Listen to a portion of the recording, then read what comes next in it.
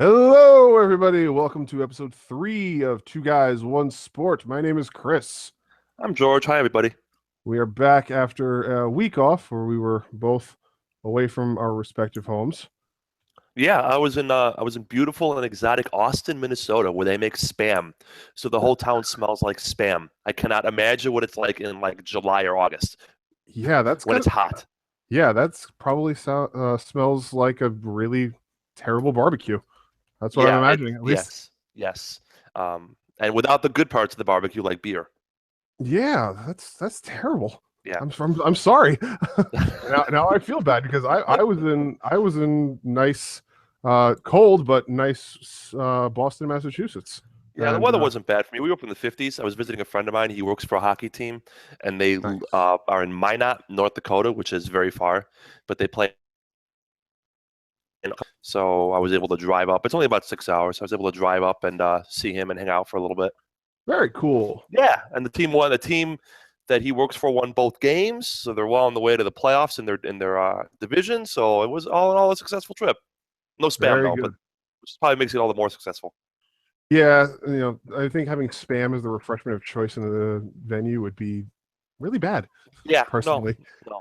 Uh, 350 Bud Lights and 2-for-1 Bud Lights before 7, which was really good. yeah, that'll do it.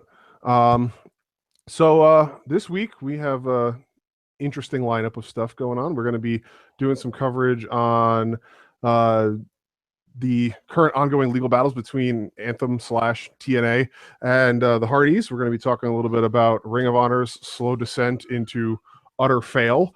We're going to be covering the New Japan Cup results and the Wrestling Observer Newsletter Awards, as well as minor is a very big understatement rant of mine about Smarks and Smarkdom in general. But as always, we start with our matches of the week. And George, go right ahead. Mine was from 1992's WCW Beach Blast. Rick Rude versus Ricky the Dragon Steamboat, 30-minute Iron Man match. Before we go any further, all Iron Man matches should be 30 minutes. None of them should be 60 minutes.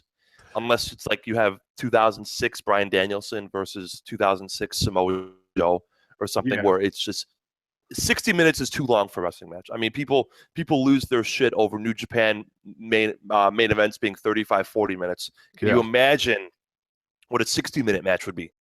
I don't want to. Yeah, no. So again, 30 minutes is probably the upper limit. I'm good. Anyway, our colleague Viden suggested this match to me in one of the dailies on Cage Side Seats. Again, you should join if you haven't. Yep. And I watched this match on the treadmill a couple days ago, actually, because it was 30 minutes, and I had to do 30 minutes in the treadmill. Funny how that works out. Perfect time. Ricky Steamboat won 3 falls to 4, 4 falls to 3. Wow, 4 falls to 3. Non-title match, which kind of killed the heat a little bit, but it was still a great match. If all you think of Rick Rude is the super charismatic baby oil 6-pack with the airbrush tights from WWF, he could go. He could absolutely go. He's an underrated in-ring wrestler. In fact, the more Rick Rude I watch, there's a thread on the Observer board, best Rick Rude matches on the network. Yeah. And as I go through them, I'm like, wow, this guy is rapidly climbing my all-time favorite wrestlers list, because not only had a great look, great charisma, perfect heel, a heel that you liked that the men hated and the women cheered for, in the anti-2006 John Cena mold, so to say, but he could absolutely go. He was a good wrestler. Fun match. Rude won up early, 3-1. A lot of cheating inside cradles, holding the tights. Steamboat came back. Couple problems here with this match. Rude was disqualified for coming off the top rope because that's how Bill Watts WCW worked.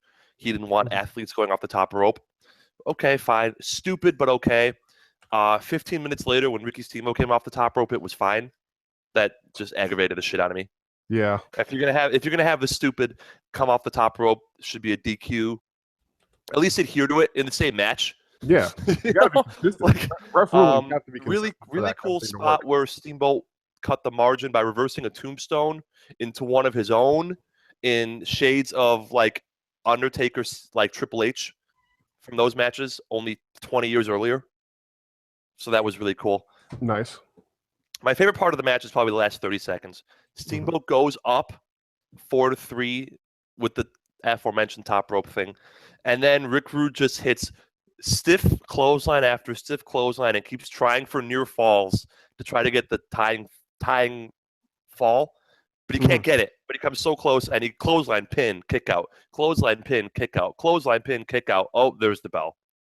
Yeah. 4-star match, at least. Great match. Would recommend. 1992 Beach Blast. Ricky Steamboat, Rick Rude, 2 Hall of Famers in every sense of the word. Yeah.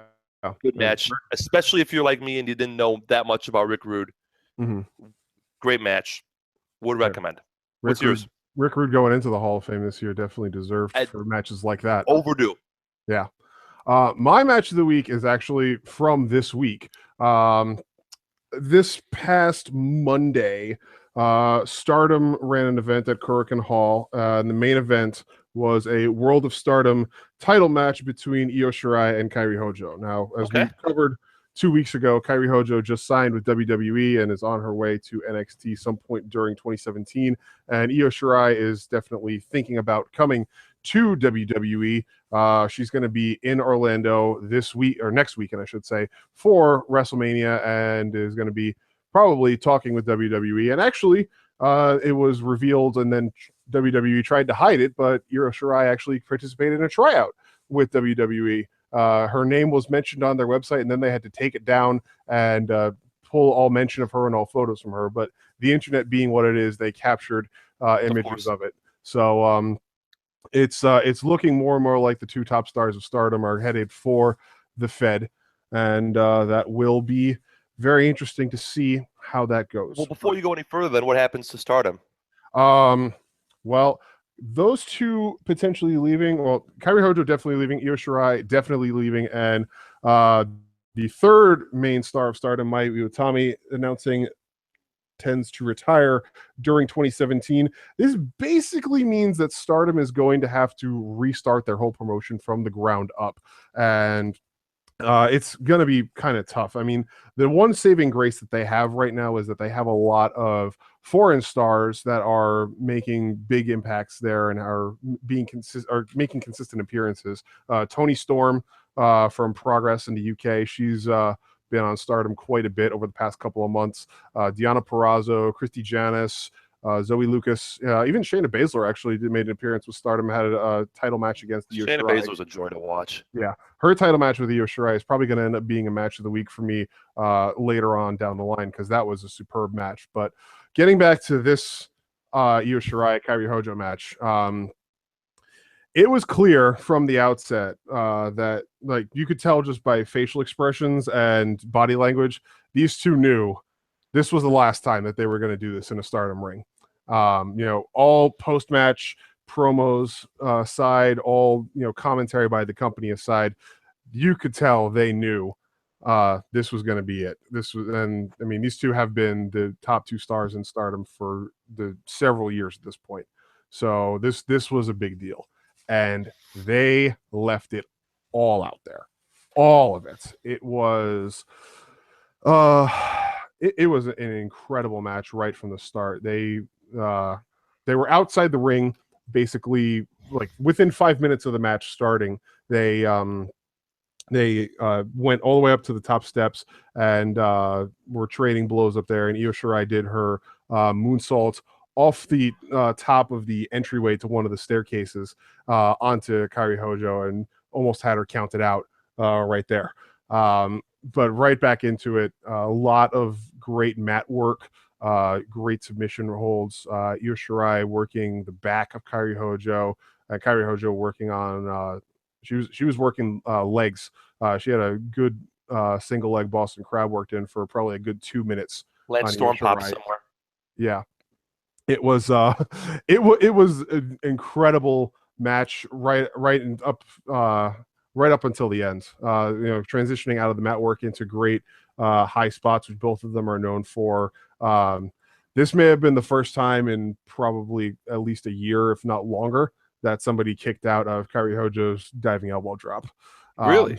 Yeah, and that's her. One from all the gifts. Yeah, that's her finisher. And that's what everybody loves about her. And Io Shirai kicked out of it, and the crowd reacted appropriately. That was a huge moment. Io Shirai went for her moonsault off the turnbuckles, I think 3 times, and Kairi Hojo kicked out of it twice. Oh, the coast to coast moonsault thing she does. Yeah, where the opponent's in the center of the ring. Yeah, actually no, the first one Kairi got the knees up. The second one Kairi kicked out. The third one, hit it, and that was the win. But I mean, everything in this match was absolutely incredibly well orchestrated. Psychology, just the interaction between the performers, because they know each other so well. They've competed on tag teams together. They've competed against each other, and they're both still the top 2 title holders in Stardom. And this was a match for the ages, and this is definitely justification for getting a subscription to Stardom World, because it was incredible. I loved the hell out of this match, and I sincerely hope this is not the last time we see the two of these 2 women go at it in a ring. Whether it's in a Stardom ring or a WWE ring or anywhere, they have such incredible chemistry with each other. They're top tier performers, both still very young. Kairi Hojo is 29, Io Shirai is 26, and they're some of the best. So they deserve to do this again. And joining us now for a special guest appearance on Two Guys One Sport, with the run-in, the third guy. With the Patrick. Who's the third man? Hello, everybody, and you already heard the intro. Welcome once again to Two Guys, One Sport. My name is 14fizzpatrick.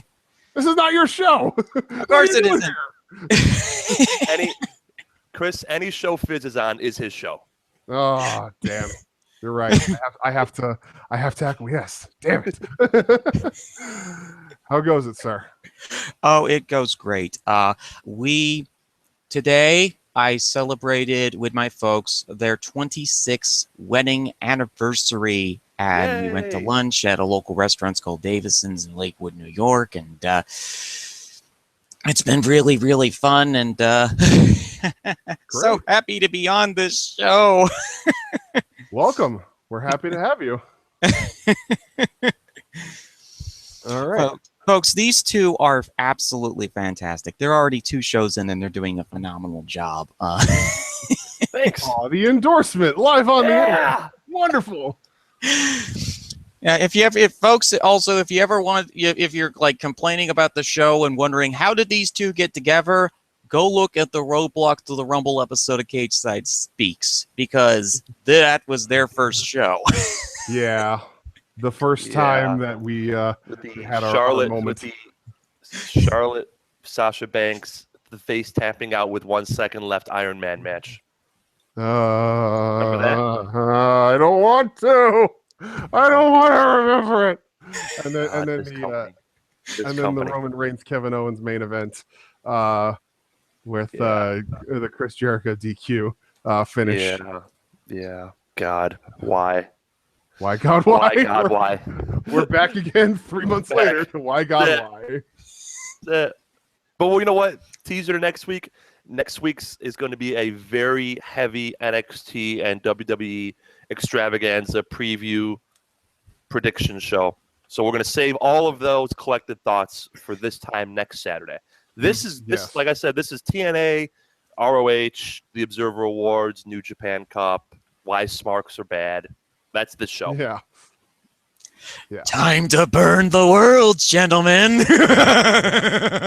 Yes, this is gonna be major rant time. Mm-hmm. So, now the question is: do we lead with that or do we end with that? I think we end. How do we? You end with the main event. Let's talk about TNA. Yeah. Okay. Real quick, for those who don't know, the Hardys are done with TNA. The Broken Universe is done with TNA for the moment. I'm going to ask you, gentlemen, are you hanging out for the whole show, Fizz? Or are you just kind of coming in and out? Hanging out for the whole show. Fine, works for me. So I'm going to ask you, gentlemen, a question. Mm-hmm. Were the Hardys worth it for TNA? Yes or no, and why? I guess 2 questions. Yes, 100% yes, Why? because they saved the company from having failing 2016 and going under the reign of Dixie Carter. They Now, popped one buy rate, and I use that term in quotes because they just do TV. yeah. I mean, go on. I think that in this case, though, it's not about buy rate as much as it is attention. When you get down to it, what were the biggest things that people were talking about at the end of the year with wrestling? I'm with you there, but I'm with you there, but Twitter shares and YouTube shares don't pay the bills.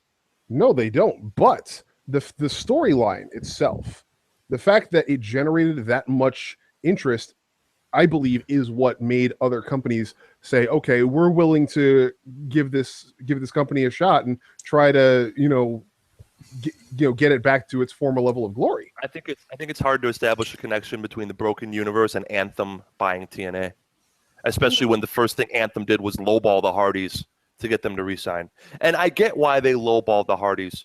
I get why the Hardys are pissed off they got lowballed. I see everybody's side here. This is a rare case. This is a rare instance where I see why TNA did what they did and why the Hardys did what they did. Right now, TNA. Do you watch Real Sports, Chris? Yeah. Okay. Right now, TNA is like a team that is rebuilding. Yeah. They need bodies short term to get them through the lean times, but the best players aren't on their roster. Yeah. They're like my beloved Philadelphia Eagles, who have been in rebuilding for at least 3 years. And I say this staring at a poster. They're like the Cubs 4 years ago. You need bodies to get them through the season because you have to field 25-man roster. Yeah, you can't just skip the season. By and large, the most part, the players who are going to get you to the promised land aren't on the roster. Like, talk about the Eagles. Other than Carson Wentz, the nucleus of the next great Eagles team isn't on the Eagles yet. Well, Wentz is not even going to be. Well, I mean, they did just sign Nick Foles, so it's potential that they could be looking at a quarterback battle going into the new season. But I agree with what you're saying. Yeah, there isn't. Alberto Del Rio isn't taking TNA to the next level. Eli Drake is not taking TNA to the next level. But they need bodies. Yes, the Hardys want that. Well, they also need name recognition, though. That I think the name recognition wasn't drawn to any. I mean, they were still hovering between 250 and 300,000 viewers week in and week out. That's pretty much where TNA's floor is. Mm-hmm. All the Broken Brilliance, and it was great. Don't get me wrong. I was a huge fan. I saw Matt Hardy at AEW on the Indies. It was awesome. It was a lot of fun. Right. But all of that wasn't translating to viewers, which means it wasn't translating to ad revenue, which means really the Hardys were just kind of a drain on whatever limited budget TNA does have.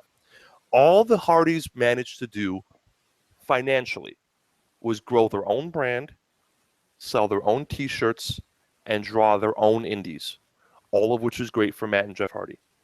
Well, none of which is great for TNA.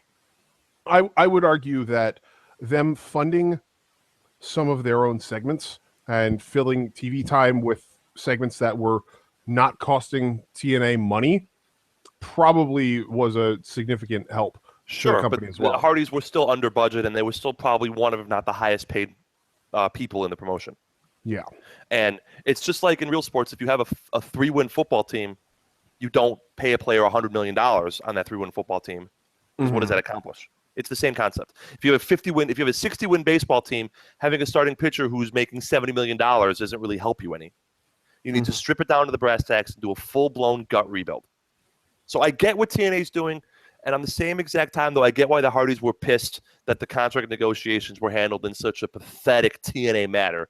Because if there's one thing wrestling fans have learned for 15 years, and it pains me to say that, is that TNA is going to screw up the little stuff. Mm. Well, of course they're going to screw up the little stuff. All their lawyers have been eaten by whatever black mass that was in Vince Russo's scripts. Yeah. Yeah. I mean... So I get it, though. I get it, though. I understand it. It may not be popular, but I think actually, and I can't believe I'm saying this, from a long-term viability, it helps TNA more than it hurts them. So, gentlemen, thoughts? Perhaps. I mean, go ahead, Chris. No, Fizzy. You're the guest here. You go first. Oh, thank you. Yeah. Well, my thought process is that I view TNA I mean, you guys are kind of thinking a little bit too big. Like, you're thinking National Football League and Major League Baseball. I'm thinking arena football when it comes to TNA. Arena football teams typically have like maybe 3 or 4 good players, including a quarterback that has been there since the dawn of the Stone Age. And I was less hyped about the Hardy stuff than most people. And it's odd because I usually tend to like wacky, insane stunts in professional wrestling. But the only 2 segments I really enjoyed about the Hardys was the first Hardys match that they had, Matt and Jeff at the compound, and then Delete and Decay. The rest of it was like, this is okay, but when are we going to focus on some other characters beyond the Hardys? Because I should say this in front of the folks here, I am not the biggest Hardys fan at all. I don't really like the Hardys. I like what they're doing. I like that Matt Hardy has transformed himself into a local TV horror movie host that you used to see on the local channels. Yeah. So I ask you that. Let me ask you, Fizz. Are you not a fan of the Hardys as wrestlers, or are you not a fan of the broken Hardys? Not a fan of the Hardys as wrestlers. Okay. You know, I enjoyed the character work that they're doing. I mean, Jeff Hardy finally has a character after all these years, and Matt Hardy has reinvented himself once again. And I appreciate the fact that their ability to reinvent themselves. But now we have a situation where I equate this to sort of like, you know, that TV show Game of Thrones that I don't watch, but I know about the premise. It's about a bunch of knights and kingdoms feuding against one another. There's a feud going on right now between TNA, who has now just made the North Carolina indie scene very angry at them because of the situation that they put the Hardys in, because the Hardys actually own a wrestling promotion, Omega Championship Wrestling, which they've owned for like, God, 20 since years now or 97. something. Yeah. More than 10 years, since 97. Yeah, 20 years. Yeah. And I understand why TNA lowballed the Hardys. I mean, they looked at it from the perspective of, oh my God, these guys are old. We need to bring in new people in. And the TNA's modus operandi is have a bunch of big-time stars around for 2 or 3 years, a lot like the Washington Football Club, then cut them, and then bring in the next set of ex-WWE stars to pop some ratings, and maybe bring in a few independent wrestlers here and there to try and develop them a little bit. But development efforts never really go very well for TNA because they are the Donner Party of professional wrestling. Wow. That was pretty great. Yeah. That was pretty great. Not wrong at all. No, can't argue with you, my friend. Yeah. Wait, Go on. seriously, how many people do they lose on the wagons? Yeah. Everyone get dysentery. Yeah. The turnover. The turnover. Why the turnover? Yeah. I mean, and the guys that they replaced them with was, oh Lord, Alberto Del Rio. Like him as a wrestler, but oh my God, he has got Kurt Angle syndrome, or I should say Olympian syndrome. It's like Olympic guys are always the most unreliable to put in any situation because they're always going to cause some kind of personal issue. And Jesus. Yeah. I mean, I did hear that TNA did bring in also on this taping, spoilers, folks, for those of you who watch TNA, I think that they're bringing in Chris Masters as well. So at least there's... Yeah. I honestly didn't know he was still working. Yeah. He is. I had no idea he was still working. Yep. He actually goes under the name Chris Adonis. Oh, that's actually not terrible. Can make infringement for Adrian Adonis, but not really. It doesn't roll off the tongue well. This is definitely a case of name fail, even if it does, even if it is appropriate. Whatever. It's Chris Masters. I'm not losing sleep over what he calls himself. Yeah, me neither. Yeah, I mean, I'm not opposed to, you know, to the line of thought here that you guys have expressed about, you the Hardys not necessarily being the necessary draws that TNA needs, and them also being higher up in age. That is definitely accurate. I 100% agree with that.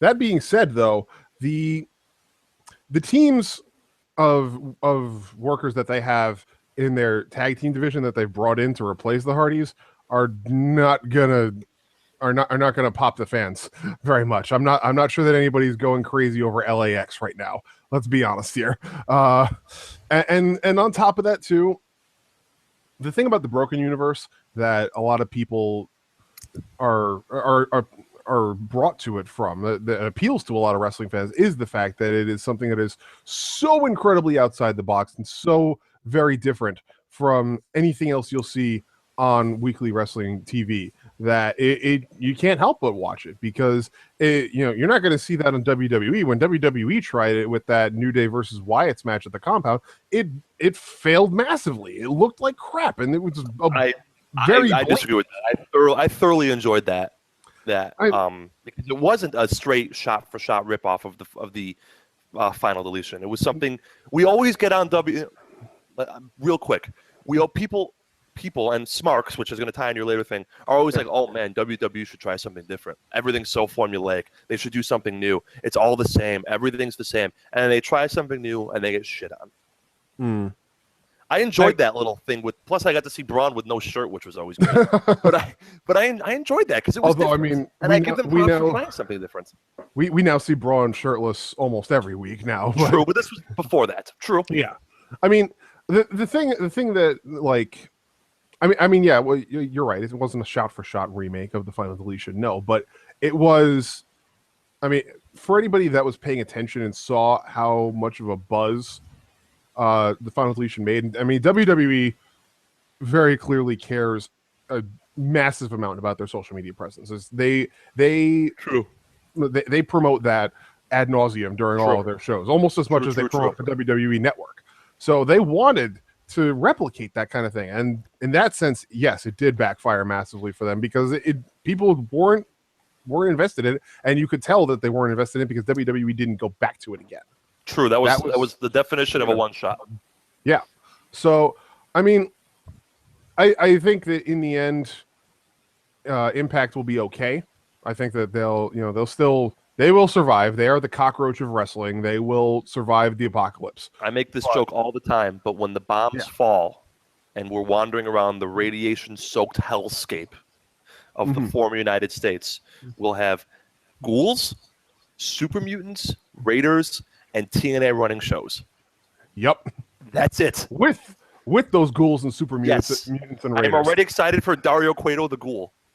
Yeah. I mean, at least they'll finally have a unique opportunity. Yes. At least they'll have a proper super heavyweight division this time, because the one thing I've always noticed about TNA's history, they have always struggled with the heavyweight division. True. Yeah. I mean, they're one of their biggest guys, like in a lot of cases, a lot of their biggest guys end up in tag teams, like Abyss. Abyss is like one of the biggest guys on their roster, and he has been in a tag team for how long now? Yeah, multiple tag teams for how long? Yeah. One of the things with TNA too, and we touched on this briefly earlier, briefly on a previous episode, is their two best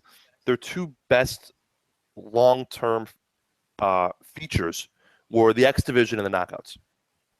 But a lot of that was because WWE didn't give two shits about little guys and women. Yeah. Now WWE cares about little guys and women, so that's one. Because TNA was always the best when it was different. When it was trying to be WWE light, it was a disaster. Yeah, and it also doesn't help them that the X Division at the time when WWE was bringing up the women and bringing up the cruiserweights, the X Division was getting booked into a black hole of of nothingness, and the Knockouts main storyline wasn't even about the wrestling. It was the Maria versus Ali storyline. Yeah, but I mean, even more long term. Look, 5 years ago, right? 5 years ago, you had AJ Styles, who was bouncing around between the X Division and the Real Division. You had every now and again, you had some Chris Daniels. You had TJ Perkins / Manic, whatever the hell he was, right? You had workers down there in the X Division. Eric Young would do X Division stuff now and again.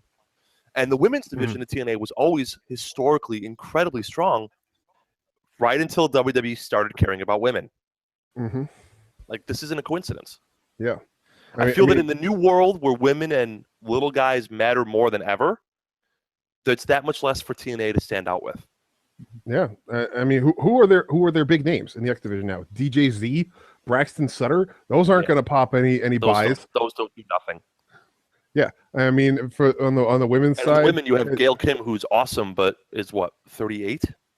and is also still injured. Still is not competing in the ring. They just lost Jade. I mean, Sienna and Allie and Laurel Van Ness are now going to be the ones carrying that division. And Good luck with that. Yeah, and they're trying to make Brandy Rhodes into an attraction, and misstepping the hell out of that the whole way. Yeah, that's because now she's embroiled in this Cody Rhodes is the jealous husband storyline and isn't even getting to wrestle. Yeah, that's not. And who's going to want to watch the 2-star superhero dragging his wife around and being an asshole? Oh, I have some words for Cody Rhodes later when we get to the Observer Awards. I don't want to ruin that. Words for Prince Nabor of the Nabor Kingdom. Yeah, I'm good. Yeah. we don't need to go on with that. So yeah, I mean, this is clearly going to be this is going to be an interesting situation, and we'll see how many good Rebby Hardy Twitter rants we can get out of it before it all falls by the wayside. But I think it's pretty safe to say that this is a pretty much done and dusted issue. The Broken Universe is done at this point because if WWE does take the Hardys back, they're not going to want to pay royalties on the Broken gimmick. I'm also convinced that WWE wants Jeff more than Matt. And they're bringing Matt because that's the ticket to bring Jeff. I think they want to bring Jeff back and have him slot back into 2009 Jeff Hardy with the armbands and the glow pants and the Endeavor After music and I think that's the one they want. I think the problem is that Jeff Hardy can't move. Until he gets his knee patched up. Yeah, it's and the fans are not going to be. Well, some fans are going to probably reject the fact that they're bringing the Hardys back and not bringing the Broken gimmick with them. So I anticipate that it's not going. We don't know yet if they're going to bring the Broken gimmick or not. There's a lot of stuff up in the air with the Hardys right now, and if I was Matt Hardy, I would be angling for a creative position right now. That's what I would be doing because he's almost 40 and is in just as bad of shape as Jeff is. Yeah, there are a lot of bumps on that card. Mm-hmm. Yeah. The things that folks don't realize is that these two guys have been working since they were like 15, 16, 17 years old. Yeah, and they're not exactly working the Zack Sabre Jr. no bump style. Yeah, these guys are, just go back and watch that triple threat from which WrestleMania was it? X8? The triple threat was at 2000. The first TLC match was in 2001.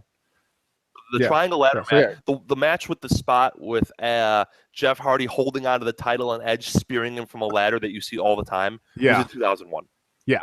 So to my knowledge, the better match is the 2000 match because it's less. There's no run-ins or but the 2001 match is also really damn good. Mm-hmm. Yeah. But yeah, I mean, all you need to do is just watch those and realize just how many miles the Hardys have on them because they've been doing those kinds of matches the whole time that they've been wrestling. Exactly, and that was 17 years ago. Yeah. So you know how you describe the Briscoes as being 33, but an old 33. Yeah. The Hardys are approaching an ancient. Exactly. 40. Exactly. A Stone Age 40, we'll call it. So that's gonna be. It's going to be interesting to see how that plays out if they do end up back in WWE. So, but one place where they have been recently is Ring of Honor. Oh, nice segue. Good segue, Chris. Nice.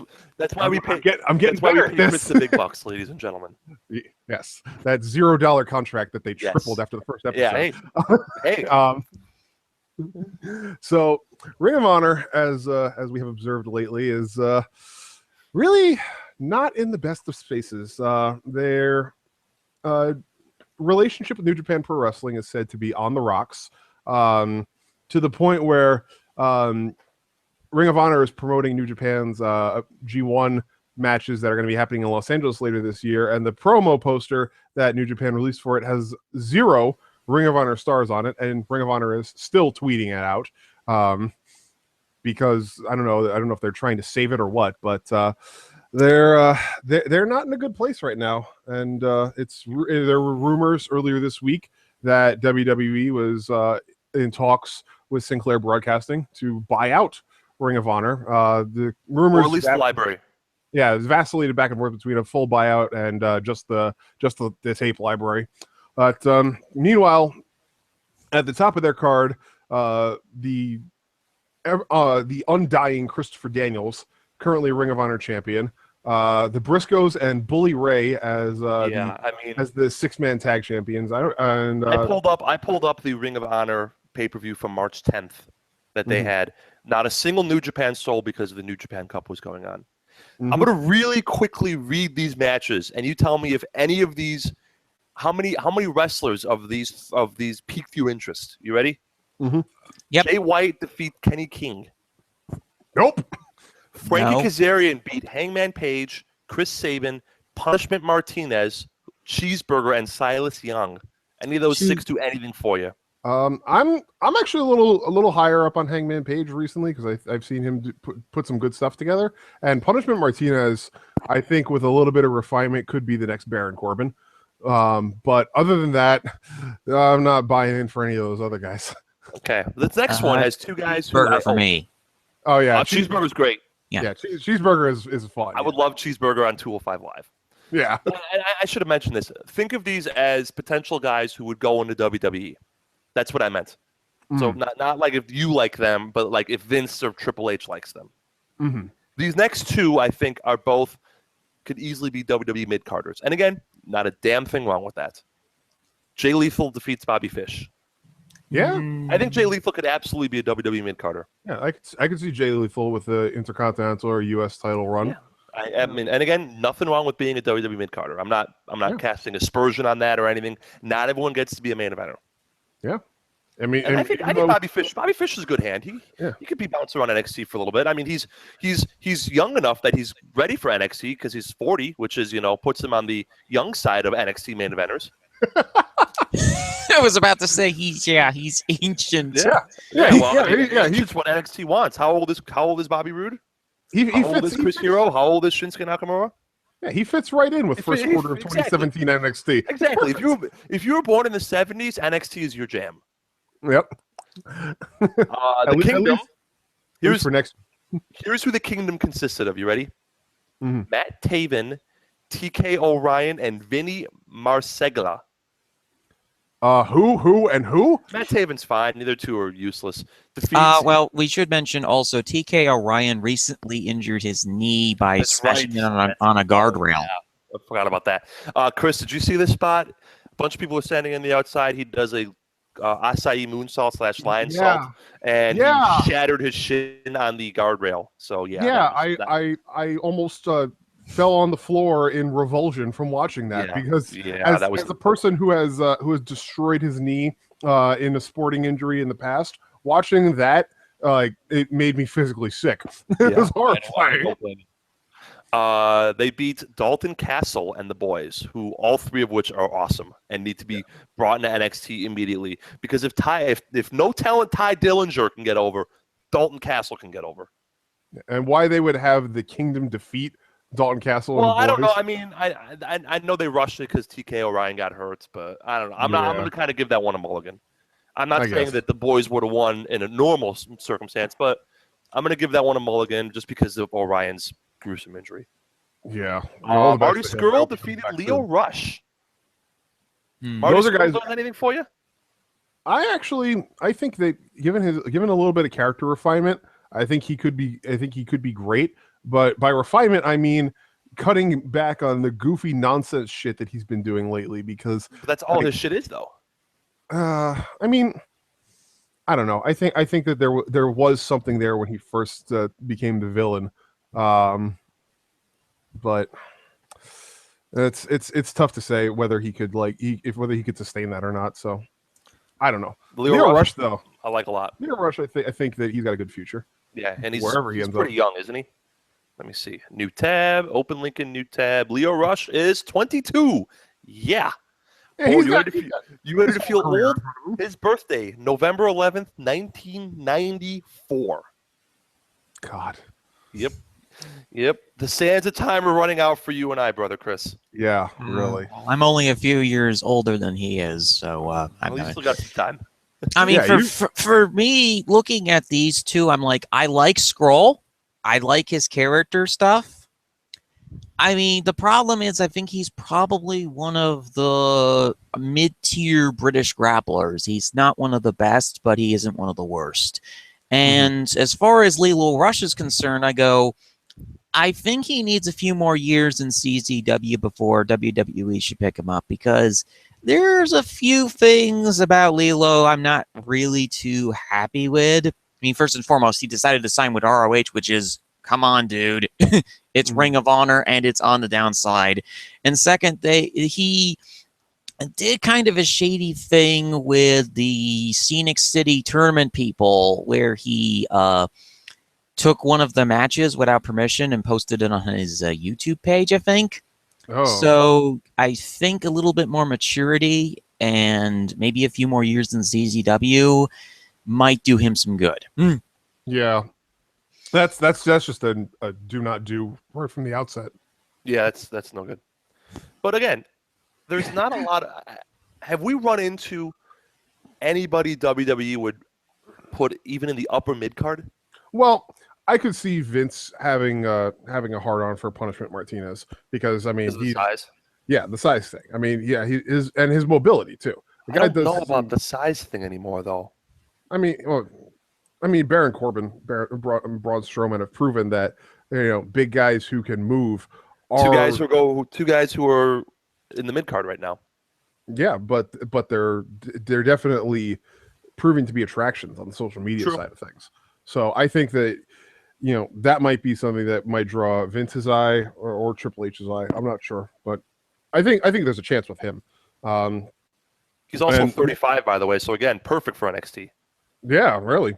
I actually did not know that about him, to be honest. Yeah, I just opened it. Wow, 35. That brings us a little too young for the NXT main event scene. Yeah, but Bully Ray and the Briscoes defeated War Machine and Davey Boy Smith Jr. We've seen Bully Ray, we've seen Davey Boy Smith Jr. Sign the other four right away, because those four are great. Yes, absolutely. I'm all in for a Briscoes tag title run versus the Usos. Briscoes versus Usos would be a money feud right off the bat. Oh, absolutely. And the only thing is, and I made this point before, Jay Briscoe is one of the best promos in the world, no doubt. Yeah. But what makes him one of the best promos in the world is his authenticity. And what's the one thing that you don't see on Monday nights on USA between 8 and 11? Is authenticity. So, again, if you put him in NXT, and if you definitely put him on SmackDown, it'll work. But I'm already dreading Jay Briscoe having to talk about the WWE Universe. Yeah. And it hasn't even happened yet. Yeah. But on the flip side, though, like, War Machine is a team that I could easily see flourishing on Raw. Absolutely. I could see them just running in on a title match between the Club and the New Day or Sheamus and Cesaro, or, you know, any of the current teams on Raw's tag team roster. I could see War Machine running in there and just wrecking house and immediately grabbing eyes. See, because they're a presence. Yeah, those absolutely. They have giants. They are a presence. The thing with Ring of Honor is that their lower half is just a wasteland right now. Yeah. Their upper half is pretty good. The Hardys, you know, the Bucks, Adam Cole, but all those guys aren't going to be there for that long. The Bucks are gone. Adam Cole is basically leaving as soon as his contract expires. Yeah, I wouldn't be surprised. Flirted with WWE every year. I wouldn't be surprised to get leverage to get re-signed by New Japan / Ring of Honor. Yeah, I wouldn't be surprised to see all three of them just go straight full time in New Japan, like with occasional spots showing up at PWG. Cole and the Hardys. Yeah, absolutely. I could easily see them just signing deals where doing PWG because it's right by it's Reseda is not too far from where the Bucks live and stuff like that. Yeah. Just, you know, they show up for the major PWG events and spend the rest of the year in Japan. Absolutely. Yeah. Make bank. Yeah, and sling that merch. Yeah, I mean the Japan crowds, as evidenced during Honor Rising, the Japan crowds are just fully in love with the Bullet Club and Absolutely. the Elite, which that will tie into my my discussion of them later. Here's the problem though with Ring of Honor. Let us make the assumption that Ring of Honor is going to be bought as an entity and then folded into NXT, similar to how WCW was folded into WWE. So, if all WWE is doing is buying the library and the second right runs to ROH television, because all Sinclair wants is cheap syndicated first right TV, right? Yeah, they're doing nothing with the library. They're doing nothing with their second run syndication. So let's assume that WWE is buying Ring of Honor outright. Fairly safe assumption, or am I kind of out on a limb here? I mean, it's tough to say because of the number of times that the rumors have kind of traded on and off during the course of the week. There are some people who are saying that it's a flat out lie that that they were in talks. There are some who were saying it was just about the tape library. There are some who were saying that it absolutely was about the full buyout. So I'm not sure. Okay, I understand what you're saying, but here's the thing, though. What are the two best eras of WWE in terms of business and in terms of product? I would argue that they're the Attitude Era, far and away number one, right? Yeah. And the only era that made money close to the Attitude Era was the Hogan era, the 85 to 88-ish Hogan era, right? Yeah. What was the one common denominator for that? Was that there was competition. Mm-hmm. You had WCW in the Attitude Era, who was competition until they, did their thing. And then you had Crockett, World Class, and all the other territories that were still hanging on in the other era. Yep. Competition is good for WWE. Its historical high points have been when there's lots of competition. Yeah. Its historical low points, early 90s, now, have been when there has not been competition. The Ruthless Aggression period, too. Yes. Yeah. In addition, non-WWE wrestling companies have contributed far more to WWE's current roster than WWE's in-house development.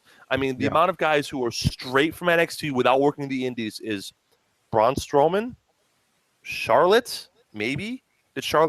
Baron Corbin, right? Am I forgetting anybody? Sasha Alexa Bliss. Alexa Bliss. Roman Reigns. That's 5 guys out of the 60 that are on WWE television.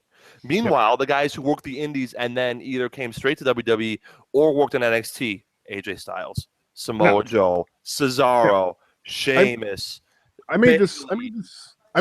Rollins, Dean Ambrose. I can keep going. Yeah, Big Show, Kane. I can keep going. Yeah. I'm pretty sure that you've covered most of the roster already. NXT's not that great at developing guys from scratch. I made this argument. I don't know if it was it was a couple of months ago at least, but look at the list of NXT champions that we've had going back to Neville. All indie guys. Neville, Sami Zayn, Kevin Owens, Finn Balor, Samoa Joe, Shinsuke Nakamura. All guys who cut their teeth in non-WWE companies. Yeah, 7 guys, 7 champions dating back 3 years now. Add Bobby Roode to that list. Yeah, no, I named him. Yeah, he's the 7th one. Sorry. Yeah, 7 guys who have been NXT champion. And who's the next first-time NXT champion? Chris Hero. Another guy who cut his teeth outside of the WWE. It'll either be Chris Hero / Cassius Ohno, or it'll be Hideo Itami. If they decide. 2 guys who didn't, again, proving your point, though. Yeah. No, yeah. 2 guys who are, still maintaining that NXT main event scene being a 36-plus club. Of ex-indie guys. Of ex-indie guys, yeah. And even if they hot shot Adam Cole, it'll be another indie guy. My point is that the indies are the WWE uses the indies as an incubator far more than they use NXT as an incubator. And NXT right now is serving 2 masters. They're serving the developing people, and they're trying to make money at the same time. The only person in NXT right now who's not an indie guy that could be considered a potential title contender is Ty Dillinger. That he's the only one. Yeah. Let's be honest here. He was. When did he first show up as Stan? When was that promo? That was 2006, 2007. Yeah. Long time ago. That was I just kicked Stan. Long time ago. Should have kicked Stan harder, Sean. Maybe Tam Tierney wouldn't be eating pieces of paper every time that Ty Dillinger appears, and every time that his blood pressure goes up. Every time he hears the words 10. Look at the guys. Yeah, look at the guys in NXT now, and we don't want anything to happen to our guy Tierney because his CMLL analysis is well worth it. So take care of yourself, Tierney. Deep breaths when Ty Dillinger shows up. Maybe a little yoga, kind of ease the heart rate a little bit, you know. And when all else fails, remember that there are wrestlers out there who agree with you about the stupidity of the 10 chant. I remember Will Ospreay tweeted like a week ago. It was nice to watch a match, and when the ref counted, to not hear 10 every time. Yeah, Agreed. And heck, even former ROH guy Donovan Diljak hates the 10 chants. I don't blame him. Yeah. It's just the fact that I think it's weird that people are celebrating the idea that WWE will have less competition. All the people on Cage Side, oh, this is great. We get to finally watch these old ROH stuff on the network. Like, okay, pump the brakes here. It's weird to see people celebrate the idea that WWE will have less competition and wrestlers will have fewer places to work, and the general style of wrestling will become more homogenized. Yeah, that's a problem. Here's another problem with that too. Yeah, Continue. But Chris, Fizz, I want to watch old Ring of Honor DVDs on the network. First of all, it's not that hard to get Ring of Honor DVDs. It's not like you're hunting for El Dorado here.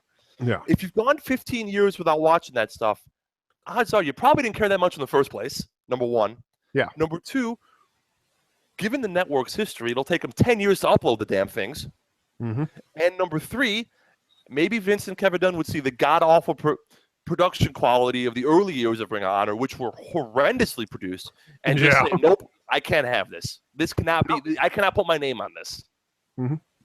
And if you want to see old ROH because you love, Daniel Bryan or Samoa Joe or Austin Aries or CM Punk, it's ironic because trying to get rid of ROH and independent wrestling will reduce the likelihood of seeing a lot of talent like that in the future.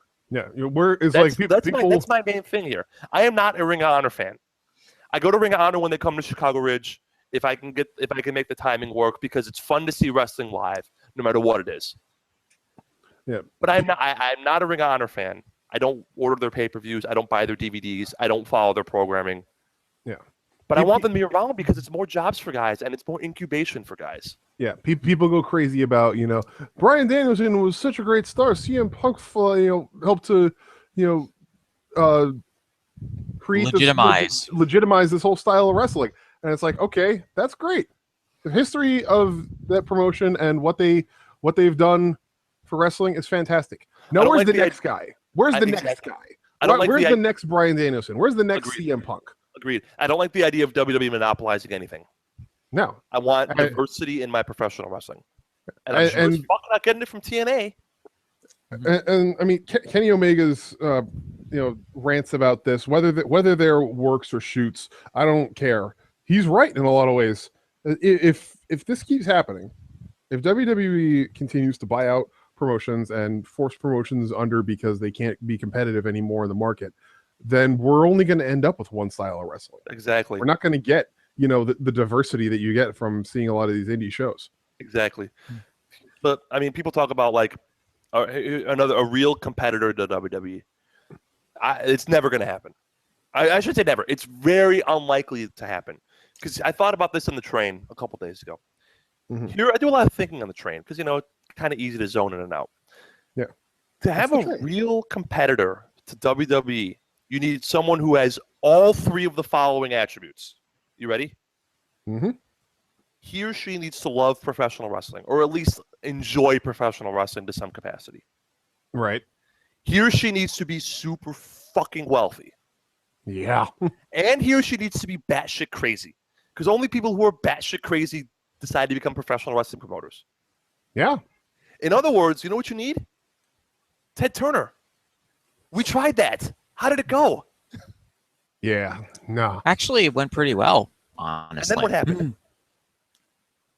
Especially because if you're someone who enjoys professional wrestling and you're someone who has a lot of money, let's say Mark Cuban. I've seen Mark Cuban, right? Mm-hmm. There's way easier ways to make money than challenging the WWE. Yeah. Just go buy a without getting. Exactly, without getting involved in professional wrestling. The days of a national company with a national TV deal and a national roster that's well run died when TNA was kicked off Spike. Yeah. It's never coming back, or it's odds are not coming back. I don't want to never say never, but it's probably not coming back anytime soon, unless like you and I win the lottery, because you and I love wrestling, and you and I are batshit crazy, and we'll be rich. So maybe we can do it. Unless I get the opportunity to create my promotion that I drafted in the draft and start running that thing. Yes, and someone gives you a giant briefcase full of money. Yeah, exactly. That's the only way that it'll work. And let's be honest here. None of us are that lucky. No, and if you're someone with a shitload of money, why wouldn't you do stuff that makes you money? Yeah, investment. How does challenging the WWE make anybody money? Yeah, diversifying the market is all well and good, but if you want to make money, you need a surefire outlet. Obviously, though, there's tons of good non-WWE stuff out there. CMLL we talked about, we both love. New Japan we both love. AAA may finally be getting somewhere. Even if they are ICW has a weekly TV show. All the Evolve stuff, Progress. CWF's Mid-Atlantic TV show is a lot of fun on Wednesday nights. I mean, it's not the greatest professional wrestling of all time, but it's a good hour watch. I do the NXT CWF back-to-back all the time, and it's great. Like, there's plenty of stuff out there without Ring of Honor. If Ring of Honor does nothing for you, there's plenty of. What does our guy Rev Kane say all the time? There's plenty of wrestling out there if you just know where to look. Yep. Exactly. I mean, like, hearing you talk about this is obviously something that you've given a lot of thought, Curtin, about the state of Ring of Honor. And, my first and foremost, to get back to the point of, you listed all those wrestlers. I mean, if the War Machines can pass a physical, they do well in WWE. That's the biggest thing that's hanging them up right now. Agreed.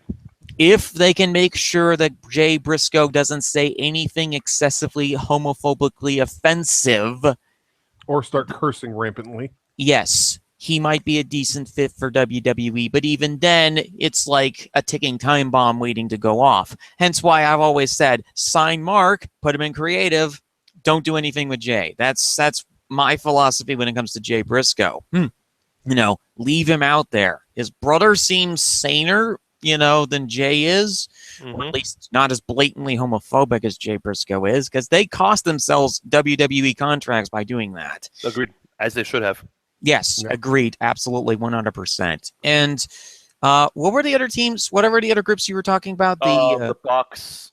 We know. I mean, they're gonna sooner or later they're going to WWE. I don't think they're going to WWE. I think when their next contract expires. I mean, I think maybe the younger brother might go to NXT, but I don't think the older one is. I don't know. I mean, I have no inside information. This is I go with this because of the fact that I think one of the Bucks has a knee issue. Yeah. And also, they're raising a family down in California, and they want to be close to their family, and that's the biggest thing that is holding up the whole "I'm going to sign with WWE" thing. Is that they have family out in California. If they do the NXT thing, though, I mean, it's so much easier for them to do, 4 matches a month, right? Is basically and fine. Let's say 10 matches a month between TV and the house show. Show up. Do your spots, get out in NXT than it is to do that in Ring of Honor and New Japan. Less travel, which beats the crap out of guys. You're not putting on the PWG 4-star classics where you're taking wacky ass bumps. Like they could absolutely go to NXT and wrestle a safe Young Bucks match and get over. Sure, but also New Japan has their 80% house show days, so that's basically about the same as NXT, right? True. But and I'm saying I think it'd be easier for them as they start to wind down. Sure, but that I think seems to be like 5-10 years away, not 2-3 years like most people are thinking. And the last guy you listed was Adam Cole, correct? Adam Cole, yep, baby. I don't know what to think of Cole. I mean, on the one hand, he seems like a talented individual. On the other hand, the giant neon sign that's hanging over his head right now is draft bust.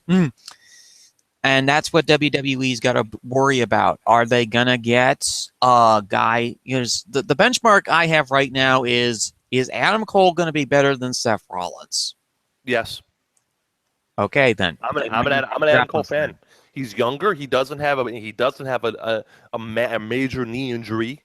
He does hanging have a over major him. shoulder issue. True, Yeah. very true. He also got rid of his classic 80s look by putting tattoos on.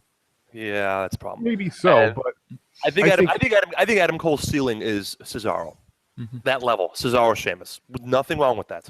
yeah. Upper mid Carter who can slot into the main event scene every now and again when you need to feed your champion a program. Yeah. I'm a big Adam Cole fan. He's what, 27? Yeah. He's pretty young. And the thing about him that a lot of people like is the fact that he is a little bit unique in his style, and he is a guy who can talk really well. Yes. He delivers solid promos, and he can play well off of pretty much anybody if they're doing dialogue promos. So I think that he could have a pretty good WWE career. Probably equivalent, like you said, to Cesaro or a Sheamus. But he would then end up in the same kind of situation that Cesaro was in, where a lot of Smarks would be saying he should be getting pushed higher. He should be cut loose to be able to do the Bullet Club shenanigans that he's always done. And, oh God, we've already had enough shenanigans involving the Bullet Club. How long has that stable been going, guys? No, I'm gonna get to that later. I know, but like what I'm saying is how many years at this point? It's been 2013?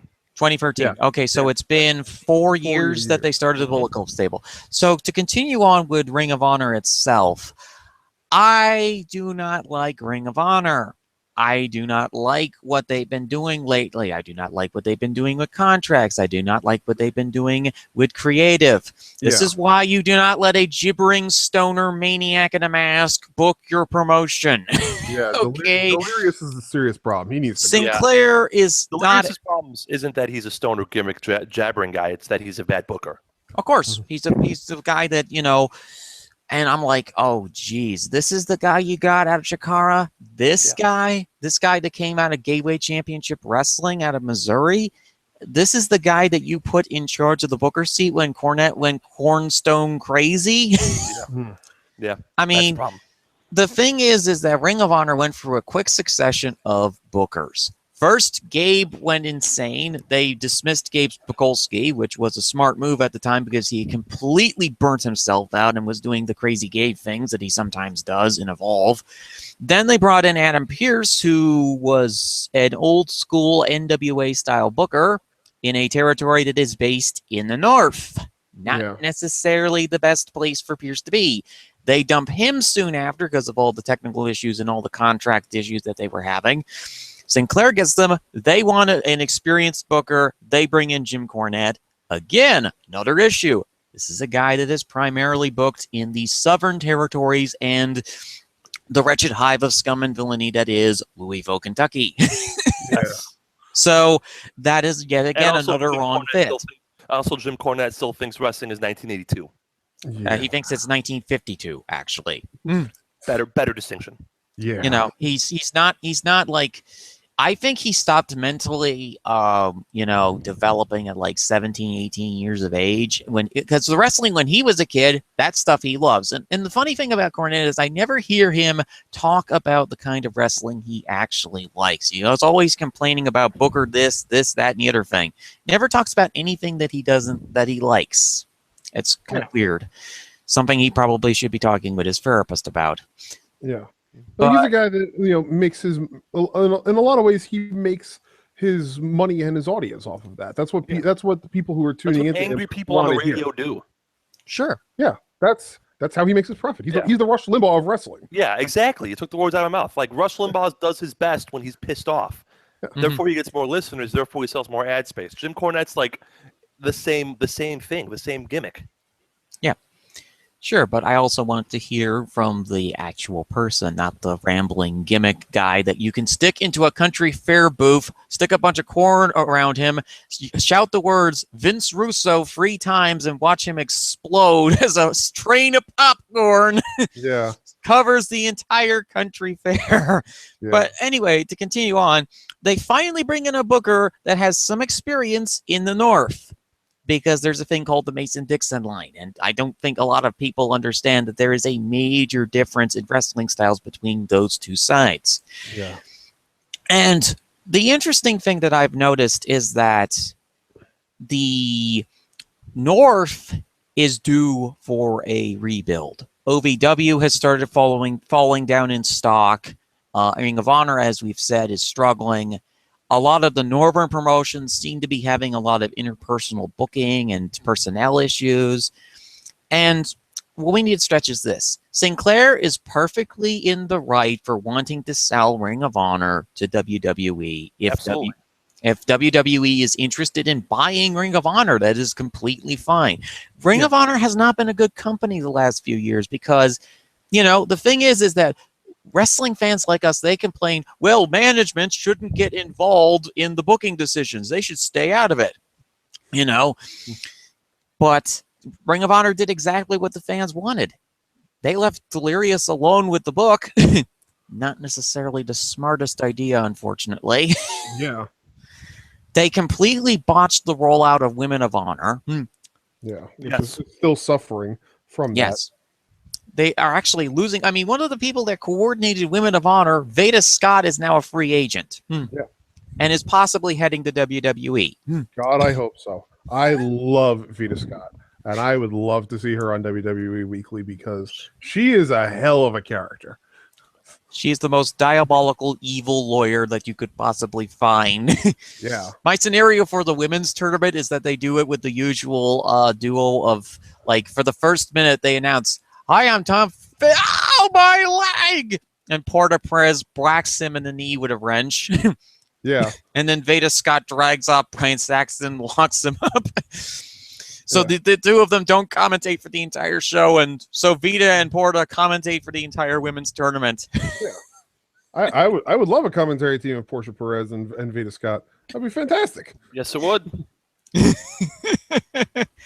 So it's completely okay if Sinclair wants to sell. I have no issues with the management of Sinclair doing that. They're like, they need capital, and this is a thing that is undocumented that most of these wrestling sites aren't talking about. Sinclair wants to buy WGN, a station based out of Chicago. They need capital to do that. Yeah. And in order to raise capital, they need to sell off some of their existing properties, and Ring of Honor is one that actually has some value.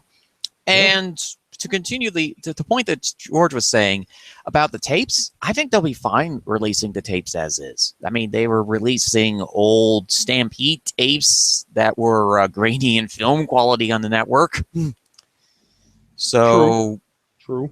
There's going to be no problem releasing the early shows. I mean, they released all these old 80s and 90s shows, and they haven't gotten any major complaints about the video quality because that's how the video quality was back then. Back then. Is the key phrase, though. Yeah. When you're watching 1988, NWA, you expect it to be kind of crappy. When you're watching 2002 Ring of Honor, and it's worse than that, it's a different story. Yeah. You definitely would expect something a little bit better. But, I mean, it's tough to say. It is a nitpick, though. Yeah. It's tough to say whether, fans would be more excited to be able to see that older stuff because they would get to see the origins of people like Bryan Danielson and CM Punk, Nigel McGuinness, all these wrestlers who are talked about consistently throughout the internet wrestling community as being, these benchmarks for creating great wrestling styles, but, who you can't see anymore because they're not available as regular serialized commodities on television. So, I mean, there's a debate to be had about that alone, certainly, and I'm sure that's one of the things that WWE is talking about internally, and also, there's got to be the question for them of whether they want, more footage of CM Punk in their tape library. I think they'll be fine with that, personally. You know what? He'll be back. They all come back. I don't think Punk will be back, honestly. He'll be back. I'm not betting on it, for fuck's sake, the Ultimate Warrior came back and he held Vince up almost literally at gunpoint before a SummerSlam for more money. Sure, but Warrior did not do the kind of Warrior did not do the kind of tactics that Punk has done with Vince and company. And it's less that he has an issue with Vince. He's okay with Vince. He doesn't like Hunter. No. Hunter is the guy that he's got the biggest issues with. And who's going to take over WWE when Vince inevitably crashes his car or does something to inevitably kick the bucket? I mean, Vince already did have a car crash this week. I mean, he walked away from it, but still, it's, who's to say the next one is not going to be a problem? But the other thing about that, though, and we've run kind of long on this topic, so I do want to close it up. But the other thing about that, though, the difference between Warrior and Punk is that WWE wanted Warrior back so that they could put him into the Hall of Fame, create the award around him, all those other things. I'm pretty sure that WWE would be more than content to give CM Punk the AJ Lee treatment and erase him from the history books. And I'm certain that once Vince has, finally decided he's all set with Roman Reigns and doesn't care how many people are booing him anymore, we're going to get a 2-year Roman Reigns title run that's going to erase Punk's record from the books. Yay! And that'll be that. And I'm content with that. And I'm certain that they'll find a way to go through that, mentioning all the time that the longest WWE title reign of the modern era is 434 days, and never once mention Punk's name. I'm certain that they'll find a way to do that, and they will go through. Well, certainly because there's a lawsuit going on. Yeah, that especially. But even after the lawsuit is concluded, I'm certain they'll figure out a way to do it, because he burned too many bridges. He just made himself persona non grata. Even if Vince did want him back, I'm certain that Hunter, being in the position he's in, would raise hell about it and would say, "No, I don't want it." So what's the next topic on for today's show, guys? The Elite, right? Yeah. It's all you, Crazy Chris. Yeah, I'm gonna do this really quickly. Well, actually, you know what? I'm actually gonna save this one because it's gonna tie into my end slate rant. So we're gonna save. You want to do the awards then? Yeah, we'll go through the Wrestling Observer. Okay. First of all, we're not going to do the MMA stuff. I'm not an MMA fan to the level of detail that requires it. So some of the awards are open to both wrestling and MMA. That's the eternal debate. It is what it is at this point. We'll just kind of go to the best wrestler of each award. I look at these awards and I was like, well, okay, there's nothing really crazy about these awards. It wasn't. Some years you're like, oh my God, what the hell happened here? But like here, real quick on the top 10 for the Wrestler of the Year. Just a side note, what we're going to do here is George is going to give who he voted for, because he voted. Yeah, I'm a voter. I'm a voter. As an Observer subscriber, I am a voter. So I'll give you who I voted for and why, and we'll go through kind of the top 10 and what happened and what we think should have been and etc. We'll be nothing too. Are you a voter? Crazy detailed. I'm not a voter. Okay. George is the lucky one. George is the one that has subscribed to Crazy Dave's Crazy World of Wrestling. Yeah, hell yeah. Davey Hammer Curls. In fact, actually, I did some hammer curls this morning in honor of Dave Meltzer. Nice. All right, there's two main awards for Wrestler of the Year and Most Outstanding Wrestler. Real quick, Wrestler of the Year is in-ring plus draw plus positive influence on the business, whereas Most Outstanding Wrestler is just how technically proficient between the ropes you are. Right. So keep that in mind when we go through. A lot of guys are on the same list, but keep that in mind when we talk about the two separate awards. Right. So my votes for Wrestler of the Year, which is in-ring, draw, positive influence, top 3, AJ Styles, Tetsuya Naito, and Chris Hero. Okay. Who finished 1st, 3rd, and 7th. So I like to think that I was pretty close to the mark there. Yeah. AJ Styles, your overwhelming winner, as he should have been. He was the best if he was the best professional wrestler in 2016. Yeah. I mean, I don't think you can make a doubt about that. Yeah. In terms of just the total package. Yeah. He's still drawing. He drew house shows. He's obviously incredible in the ring. Mm-hmm. Makes other guys look good. He's everything you want in a professional wrestler. Might even say that he's phenomenal. Yeah. Anyway. Yeah, see what you did there. Yeah, I had to do that. I'm sorry. I mean, look at this. Look, this top 10 is pretty great. I'm gonna read the top 10 real quick of who finished where, and there's not gonna be a name that is out of place. You ready? Yeah. AJ Styles, Kazuchika Okada, Tetsuya Naito, Kenny Omega, Kento Miyahara of All Japan, Hiroshi Tanahashi, Chris Hero, Volador Jr. of CMLL, Mhm. Kevin Owens, Shinsuke Nakamura. That's a Yeah. pretty great top 10 list. I Yeah. mean, I would have to disagree with a few of the picks, but that's only because I feel that they've been overpushed to a certain degree. Guys like Okada, I think Okada ahead of Nada was a bit of an odd move, but then again, these are voted by people. Yeah. Like there's no I didn't look at this list and be like, oh my God, what I didn't have a rant when I was reading this list. I was like, oh my God, what is so and so doing on this list? He has no merit at all belonging. You know, I'd argue maybe with some Kevin Owens, placements, but I'm not losing my sleep over the 9th place finisher and award. Yeah, I mean, there's definitely some arguments that some of the placements are a little bit off, but overall, I'd say that it's a pretty accurate list. I think it's go on. My personal choices would have been Styles, Naito, and Omega. Yeah, so I mean, we were 2 of the 3 that we had. I went Styles, Naito, and Hero because Hero drew on the Indies. If I had to do one of these lists, I probably would go Naito, Hero, and maybe Volador Jr. for third. Nothing wrong with that. Yeah. That's a solid list. Most outstanding wrestler, again, this is just in ring, bell to bell, you know. I went Chris Hero, AJ Styles, Zack Sabre Jr. Because the best professional wrestler I've seen in putting on matches with everybody is Chris Hero this year. He had great matches with everybody and their brother on the indies. Of all different styles. He would have a brawl with Pentagon Jr. He would grapple with Zack Sabre Jr. Or he would have he would grapple with Zack Sabre Jr. He would brawl with Pentagon Jr. He would do high-flying stuff with ACH all in the same weekend, and it would all be great. Chris Hero was, in my view, the best in-ring competitor this year. Right. AJ Styles won the award. Chris Hero finished 4th, which, considering he was not on television, is pretty great. Yeah, and Zack Sabre Jr. got an honorable mention. So, I mean, who would you have voted for? Well, the list as it stood, the top 10 wound up being AJ Styles, Kenny Omega, Kazuchika Okada, Chris Hero, Will Ospreay, Tomohiro Ishii, Tetsuya Naito, Io Shirai, Matt Riddle, and Kushida. That's 10 pretty great wrestlers.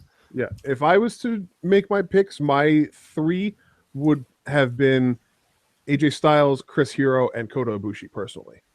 Okay, but I Kota mean, Ibushi honorable mention. Yeah, I mean, for me, I probably would go Hero. Let me think here. Hero, Naito, and Bavanario Cavanaro. Okay, I love the caveman.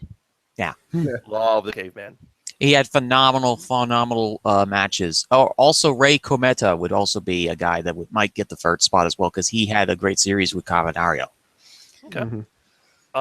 Best draw. We'll skip Connor and Brock because Connor, Brock, and Nate Diaz were all UFC. Your wrestling best draw: John Cena, Tetsuya Naito, Bill Goldberg, Okada, and Tanahashi. I went Connor because you had to pick Connor. CM Punk and Matt Hardy. So that's just whatever. That's just who drew the most numbers. That is what it is. Yeah, I would have gone with Cena, Styles, and Goldberg. Yeah, I mean it's just feud of the year. Connor Nate Diaz obviously drew the most numbers. That was number 1.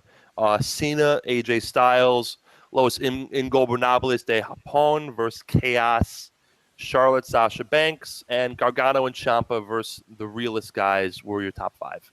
Not the realest guys, the top guys. The top guys. I'm sorry, the top guys. Yes, we don't want to confuse Enzo Amore and Big Cass with the Revival. Otherwise, Our Lady Justice is going to run on this show and beat us all up. Apologies. Nobody wants another run-in. We've fulfilled our quota of run-ins for the day. Yeah. My feud of the year, I went feud of the year, Connor Nate Diaz, DIY Revival, and I went Dolph Ziggler Miz, which finished 7th. Yeah, because it made me care about Dolph Ziggler. I would have gone Cena Styles, DIY Revival, and Dragon League Kamitachi, which was the number 6 finisher. So again, there's nothing here crazy. Yeah, those guys, FYI, Dragon League Kamitachi, so good. They're going to be matches talked about for years between those two. Incredible talents, and both. I have to second this as well. They are amazing talents. Every single time that they're on a show, you're like, oh my god, what are they going to do now? My only concern is that Kamatachi / Hiromu Takahashi, as he's going by his real name now, in New Japan. My only concern is that he's going to just throw himself into a turnbuckle too hard and break his back or something. Because he is dangerous, but he is incredible to watch. I think it adds to the allure is that he's so dangerous. Yeah, so much fun. Where were we? Tag Team of the Year. Young Bucks, Top Guys, DIY, Daisuke Sakamoto and Yuji Okabayashi from, I believe, All Japan, maybe? No, Big Japan. Big Japan. Big Japan. Seriously, a quick mention. The Big Japan Pro Wrestling Strong Style Division, which is known as Strong BJ, one of the most underrated diamond in the roughs strong style divisions that you'll ever find in Japanese wrestling. Nice. They are seriously fantastic. I know Big Japan is known primarily as a deathmatch promotion, but their strong style division is amazing. Well, check it out. Yeah. That's the main thing here is that it was basically a 2-horse race between the Bucks and the Top Guys. I went, where was my ballot? Tag team. I went the Bucks, Revival, and DIY. You might say, Curtain Jerker, why did you put the Bucks before you put the Revival? And funny you should ask that. I think the Revival had a higher peak, but I think the Young Buck had twice as many good matches. The Revival made television, 15 times this year? Well, that's also let's remember here that that's a consequence of the fact that NXT is like incredibly oversaturated with talent right now. Absolutely, and that's their own failing for putting themselves in that hole. I think the Bucks had a higher peak. People on TV. I think the Revival had a higher peak. I think the best Revival match this year was better than the best Young Bucks match this year. But I think if you were to rank them, there'd be more good 4-star plus Young Bucks matches than the Revival matches. Yeah. So, but that was my thing. I mean, but again, it's rated by one person though. I mean, not everybody is going to go, oh, look at it's the Young Bucks. Where as I would have, if I was in a voter, I would have gone Revival first, DIY second, and here's a surprise pick for third, the AOP. Oh, okay. I'm on board for that. I love it. Look in 2017, by the way, for another tag team that we will probably be talking about in the near future, Heavy Machinery, to make the list on the Observer Wars AOP as well. Is more this year than last year, but I can see it. Yeah, I can see it. I would personally have gone DIY, Revival, and the Hardys. Okay.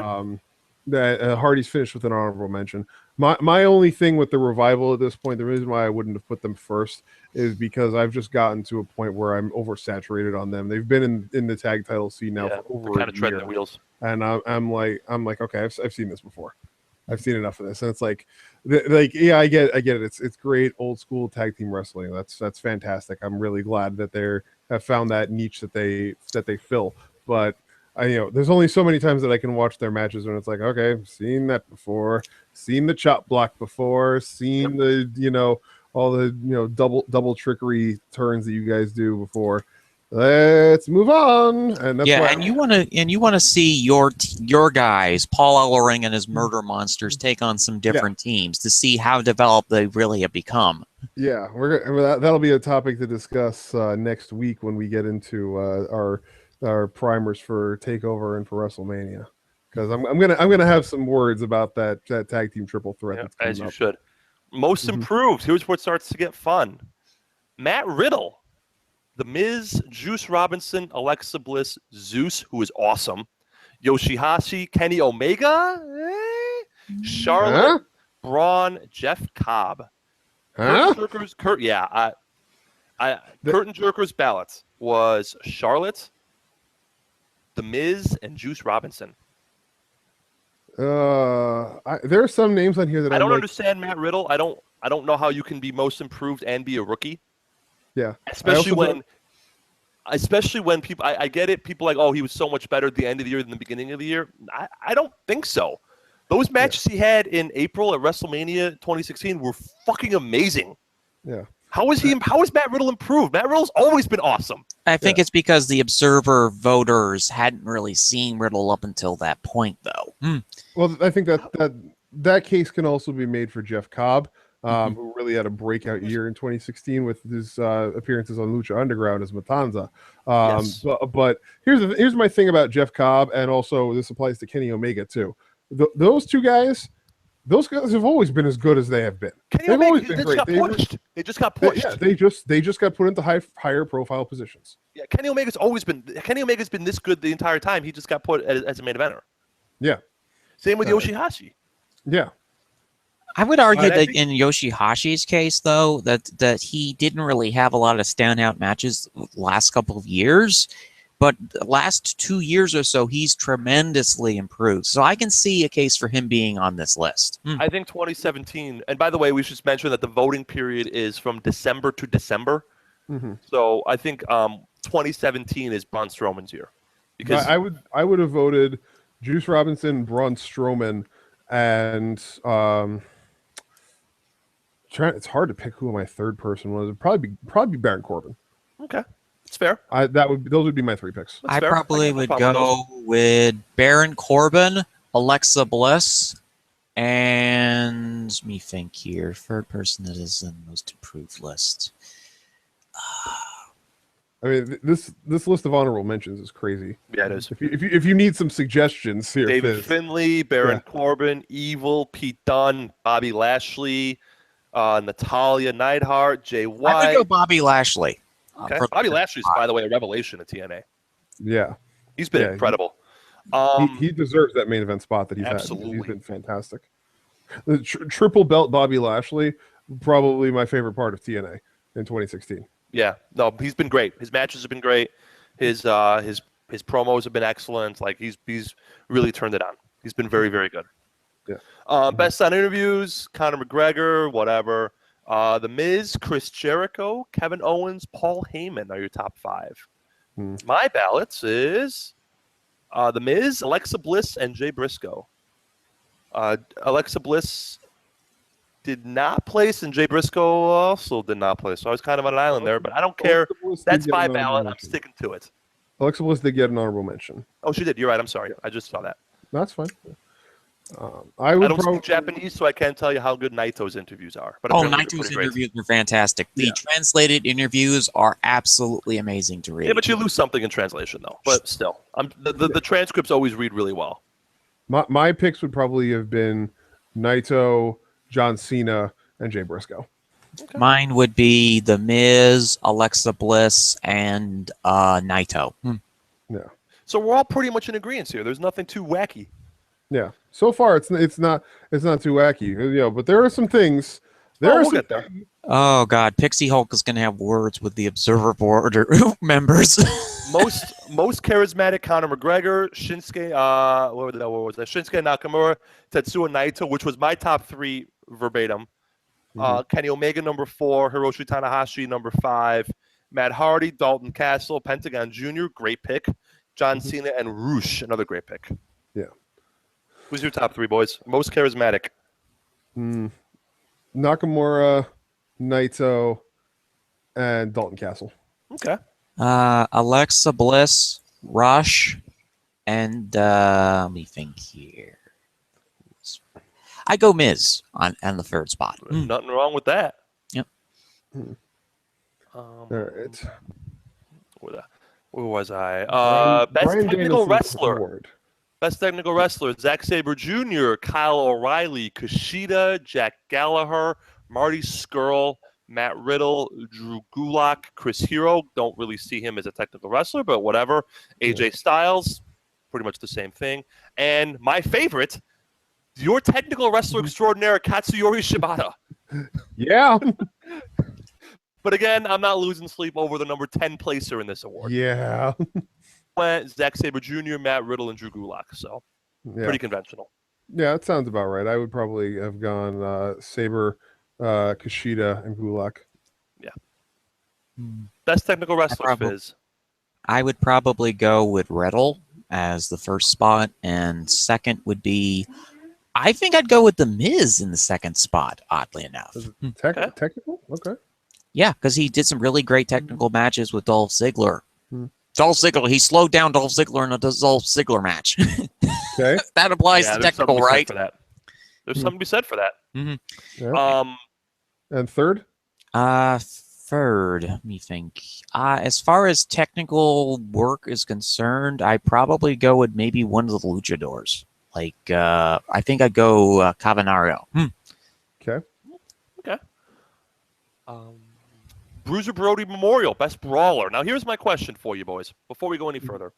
Is a brawler a guy like Tomohiro Ishii or Katsuyori Shibata, who's just an awesome striker? Or is a brawler a guy who fights in the crowd or has hardcore matches like Dean Ambrose or Mick Foley? Both. Honestly, I don't know how to answer that question. I think it's both, actually. You need a bit of both to apply for this award. And, well, there's one person I can think of for this award, and it's not who you're thinking of. My ballot was Chris Hero, Shibata, and because I love him so much, Tommaso Ciampa. Yeah. Because he lays the shit out of his strikes, especially on the indies. Yeah. I would have gone Shibata, Samoa Joe, and probably also Ciampa. If I was picking, I'd go with first place, Su Yung. No question. Can't argue with that. Su Yung. For those who don't know who Su Yung is, for our audience here, Su Yung is one of the rising stars in Shine. Shine, which is a promotion that has had a lot of issues with booking and whatnot, but they seem to be straightening themselves out. But anyway, Su Yung got under the tutelage of one Saraya Knight. Obviously, Saraya crushed her Pokemon cartridges because she's a humongous fan of Pokemon. She went completely psycho and became the Undead Bride. And she's basically a scarier version of Rosemary. Yeah. She literally makes it rain blood. Yes. The last Shine event that they had ended with Su Yung showing up to challenge. Is this Santana who has the title now? No, Lufisto. Lufisto has the title now. Yeah. She showed up to challenge Lufisto, and it literally rained blood on the crowd. It's both awesome to me as a metal fan and terrifying to me as a human being. Sue wants the shiny thing. Yeah, no, Su Yung is great. I am a fan. Highly recommend watching her. And what about 2 and 3? I go with, let me see here. Second would be the moving blob of death, Chris Hero. Yeah. And third would be Shibata. Yeah. Can't argue with Shibata. Ishii is great, but like Shibata, just I can't get enough of Shibata. If you need a house demolished, hire Ishii. If you need somebody kicked, hire Shibata. Yeah. I've said this before, but I don't think Shibata knows that it's a work. Yeah. Shibata just no-selling people hitting him and being like, nope, hit me again. Hit me again. Come on, hit me again. Okay, I'm going to kill you now. Punch. They're dead. It's just it's the best thing ever. It's Shibata matches are fun to watch. I'd also go with Grotto in this third spot as well, possibly. Okay. Yeah, Haruki Goto does do some good brawls, yeah. He does. Yeah, those are his matches recently with Juice Robinson. Great stuff. Yes, they are. Mm-hmm. Best flying wrestler, Will Ospreay. What was my ballot? I went Will Ospreay, Ricochet, Mascara Dorada. Yeah. Will Ospreay, Ricochet, Volador Jr., a noted omission. That was my mistake. Kota Ibushi and Mascara Dorada are your top 5. I would go Ricochet, Ospreay, and probably Matt Sydal. Just because I have a soft spot for Matt Sydal / Evan Bourne because of his awesome WWE entrance music from when he was still there. Yes. So I have to give in to my markdom there for that. I probably would go Neville, and probably Ray Cometa would be the second one. And Bavanario Cavanaro for third. Okay. Most overrated. Now, this really is where I'm going to get mad. This really should be most overpushed. Keep that in mind. No. The award is correctly titled most overrated. The fans incorrectly vote it as most overpushed. That's how it's been forever, though. That Dave himself has said that it's overpushed. Yeah. I went 2-star Cody Rhodes, Aaron Rex, who's pure and complete garbage, and Excuse me, I did. I'm sorry, I miswrote. I went 2-star Cody Rhodes, Tim Thatcher, and Sexy Star. Okay. Oh God, you're making Reverend Kane sad and things and stuff sad at the same time. Tim Thatcher is unbelievably boring to me. Yeah. He was the champion for 600 days. Yeah. And nobody cared about, and people cared about 10 of his matches in that time span. Yeah. I'm with you on that. Rhodes, Star, Thatcher. That's my top 3 also. The thing with Thatcher and Sexy Star, they actively detracted from their promotions. Timothy Thatcher is boring as all hell, and Sexy Star is an unbelievably bad wrestler. Yeah, and when Lucha Underground has so many other great females on their roster, exactly, that they made her the top female star, I can understand. Fans and get put her behind over huge in commentary, and it was just too much. Fans get behind the story. I understand that's a big thing. They get invested in the character. They like that, but come on. If you really want the story, then put the story on a wrestler who's going to be competent and will be enjoyable to watch in the ring, rather than having people cheering for someone who's putting on 1-star and 2-star matches at best, and then having her freaking beat Mil Muertes at Aztec Warfare. What the hell was that? Just terrible, unbelievably terrible. So let's see here. We're picking our top 3, and Chris, you already went. Yeah. Okay, so my picks are going to be very different. First up on my list of people who are most overpushed, Chris Jericho. Okay. Old man Jericho dominated throughout late 2016. 2017 has just been all about him. He detracted from one of their biggest acts at the time, Kevin Owens, and made him into basically the 6th man on their team of evil. Second place, because I have had a severe waning interest in New Japan, and it's because they keep pushing this guy, Mr. Kenneth Omega. Okay. Third place, because they detract from the tag team division in New Japan, the Bucks. Okay. Right. Now let's read off who actually won the awards, and so I can commence with raging. Yeah, all yours, brother Chris. Yeah. Number 1, Roman Reigns. Number 2, Braun Strowman. Number 3, Baron Corbin. Number 4, Cody Rhodes. Number 5, Sexy Star. Who in their goddamn right minds thinks Roman Reigns is a bad wrestler in 2016? Chris, it's not that he's a bad wrestler. I know. It's that he was overpushed beyond his abilities. Yes, he's clearly not the face of a promotion that they keep trying to make him one. He's not overrated as a wrestler, though. And the same thing applies to It's Strowman not just in ring, though. It's the total package. I would say, though, that the fact that the fans are saying that these 3 are overrated tells me that they're not looking at the total package. Though. I don't understand. My biggest beef is with Baron Corbin, to be honest. How is an upper mid-carder on SmackDown overpushed? Yeah. That's my biggest problem. I think it was the fact that they debuted him in the Andre and then just made such a big deal about it, and then put him in nothing feuds for the entirety of the year. He was. But that's not overpushed then. Or was it the factor that he was feuding with the darling Dean Ambrose, who fans love? Well, that's only right now. We're talking about during the voting period, and during the voting period, who did we have Baron Corbin feuding with? I mean, he started off the voting period feuding in NXT with Apollo Crews, and then came up to the main roster, feuded with Dolph Ziggler and Kalisto. Those are not feuds that should be marquee highlights on the board, and yet the SmackDown creative team was making them big deals. I mean, yeah, Corbin and Kalisto did have a great chairs match at TLC, but that isn't part of the voting period, so it doesn't really make a difference. I don't understand Baron Corbin, and I don't understand Baron Corbin at all on this ballot, to be honest. Yeah. He's not overpushed. No. He's pushed exactly commensurate to his abilities. Yeah. Question, did Seth Rollins make the list? He is number 10. Yes, number 10. And considering he was hurt for half the year, that's really impressive. Mm-hmm. Speaking of guys who were hurt for half the year, yet still made it a list. Most underpushed. Cesaro, Neville, Sami Zayn, Luke Harper, Donovan Dijak are your top 5. Yeah. I went Neville, Dalton Castle, who was 8th, and Donovan Dijak. Yeah.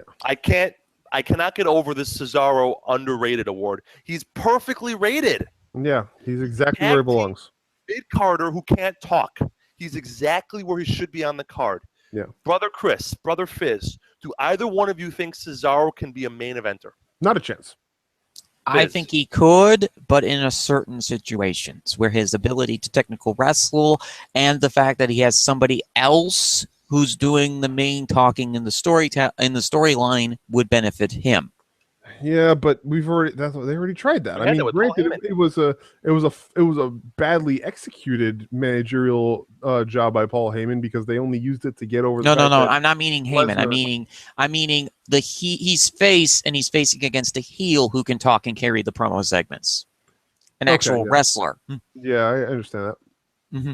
I mean, although they did try that in 2015 with Kevin Owens when he had a brief feud against Cesaro and Kevin Owens leading up to SummerSlam, and that didn't really work out all that well. But I mean, we did get the wonderful Cesaro bit of and on and on and on and on. That was fun. I enjoyed that for the first 2 weeks that they did it, and then they just beat it into the ground. So, but yeah, going into who I think would be most underrated, I would probably have gone Luke Harper, Donovan Dijak, Dalton Castle. I probably would go with Dijak as number one. Mm-hmm. The second person on my list would probably be Biff Busick, who's known as only Locan in NXT. Yep. Only working. Yep. And in my third place is a tag team, Push Heavy Machinery. Well, yeah, they were still in developmental for most of 2016, but I guess I mean they definitely have shown that they have some skills, but I mean it's unclear whether they had that at that point during most of the year last year. But I can agree that they definitely do deserve a push. Yeah, and hopefully they get it. They absolutely deserve a push. Let's talk about promotion of the year, and I'm going to ask you guys again another more ambiguity. If the point of promotion of the year is to make money, then it has to be the UFC, because who made more money than the UFC? Yeah, and failing that, if you say, "Oh, we're not going to talk about MMA," it has to be the WWE, because WWE made more money WrestleMania weekend than New Japan made all year. Yep. But if the point of promotion of the year to you is who puts on the most entertaining matches, because I don't really care how much money WWE makes. I'm not a WWE stockholder. People are like, oh, man, WWE makes all this money. Great. They put on shitty matches. Doesn't matter to me how much money they make. Mm-hmm. My ballot was the UFC, WWE, and Evolve. I wanted to give Evolve a spot because Evolve is great, even though they have Tim Thatcher. Yeah. So, yeah, it really would depend on how you're looking at the vote. Does the Observer specify how the vote is supposed to be? Of course not. It's Dave. Yeah. So, thanks, Davey Hammercurls, for being completely ambiguous. Yeah, it's whatever you want it to be. Yeah. Does the promotion entertain you the most, or does it make the most money? I would go by entertainment, and if I'm going by entertainment, then I would go with New Japan, WWE, and Evolve. No, I'd go with CWF Mid-Atlantic and CMLL, and in third place would be Big Japan for their strong style division. Big Japan got an honorable mention. CMLL finished 7th. Mm-hmm. Nice. So nothing wrong with that. Best weekly TV show. Here's where the fun starts. Yeah. New Japan Pro Wrestling World on Access, which, if you've ever watched, is New Japan matches from 6 months ago with a washed-up Jim Ross on commentary. I was not happy to see that they won. Yeah. Number 2, SmackDown Live. Number 3, Talking Smack. Number 4, CMLL Friday Nights. Number 5, Ring of Honor. Number 6, NXT. Number 7, Lucha Underground.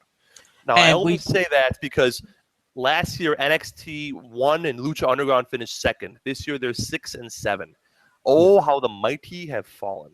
Yeah. My ballot was SmackDown, Talking Smack, and CMLL Friday Nights. Because CMLL Friday Nights is the perfect show to watch after a long week at the office. You come home, you crack open a bottle of wine, you get a little takeout, you watch a little wrestling that makes sense. It's very simple, and that's great. Mm-hmm. If the CWC counted, which it didn't for whatever reason, that would have been my vote, but it didn't count. Yeah. I would have gone with SmackDown Live, NXT, and Talking Smack. I can't give NXT any love this year. Not after last year. I've enjoyed I enjoyed 2016 NXT. Maybe not as much as others did because it wasn't, 2015 NXT. But I'd say in a vacuum, without the comparison, 2016 NXT did a reasonable job. Mm-hmm. Before I give off my top three, we want to wish our condolences to Mr. Ross. By the way, he lost his wife this week in an automobile accident. Wear helmets, people. Yeah. Public service announcement. If you ride a motorcycle or a Vespa, wear a helmet. Yeah. And this is one of those documented cases. Please be safe. Please wear a helmet. Whenever you're driving on a motorcycle, or Vespa or bike. We wish our condolences to the entire Ross family. For this tragedy that happened right before WrestleMania week. We hope that Jim is doing okay. Because losing your beloved spouse is a very, very big tragedy. Yeah.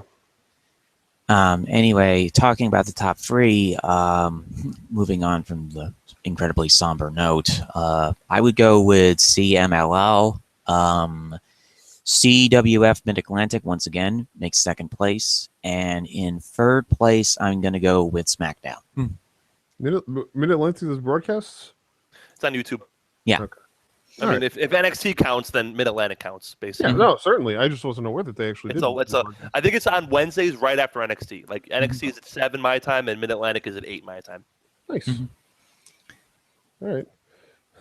Now the one that had... I don't even want to count how many honorable mentions this had. I think it's like 12. 20. Pro Wrestling Match of the Year. I'll give my ballot. Yeah. Or... DIY Revival from Toronto was my number 1. Yep. Sami Zayn, Shinsuke Nakamura from Dallas was my number 2. And Kenny Omega and Tetsuya Naito from the G1 was my number 3. Nice. Now, which finished, the G1 match finished number 2. DIY Revival finished number 7. And Nakamura finished, I just saw it, number 5. So I was in the top 10. Here's the fun part about this category. In the top 20, I counted, there is one main roster WWE match. Yep. Cena AJ Styles from SummerSlam, which finished 10th. Yep. One. And Boys, your matches of the year. How many New Japan matches? You can count.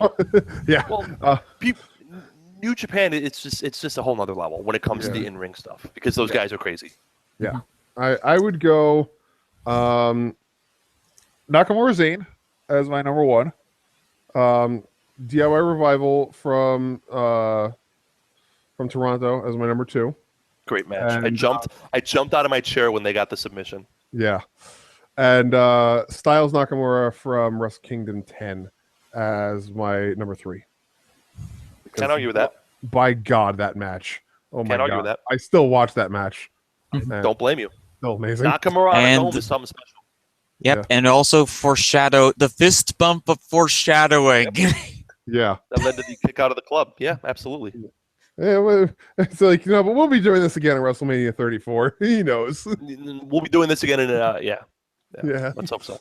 Okay, so my top 3 would be Trevor Lee versus Roy Wilkins, CWF Mid-Atlantic. This match went on for an hour plus, but it was an amazing match from both a storytelling and a worker's perspective.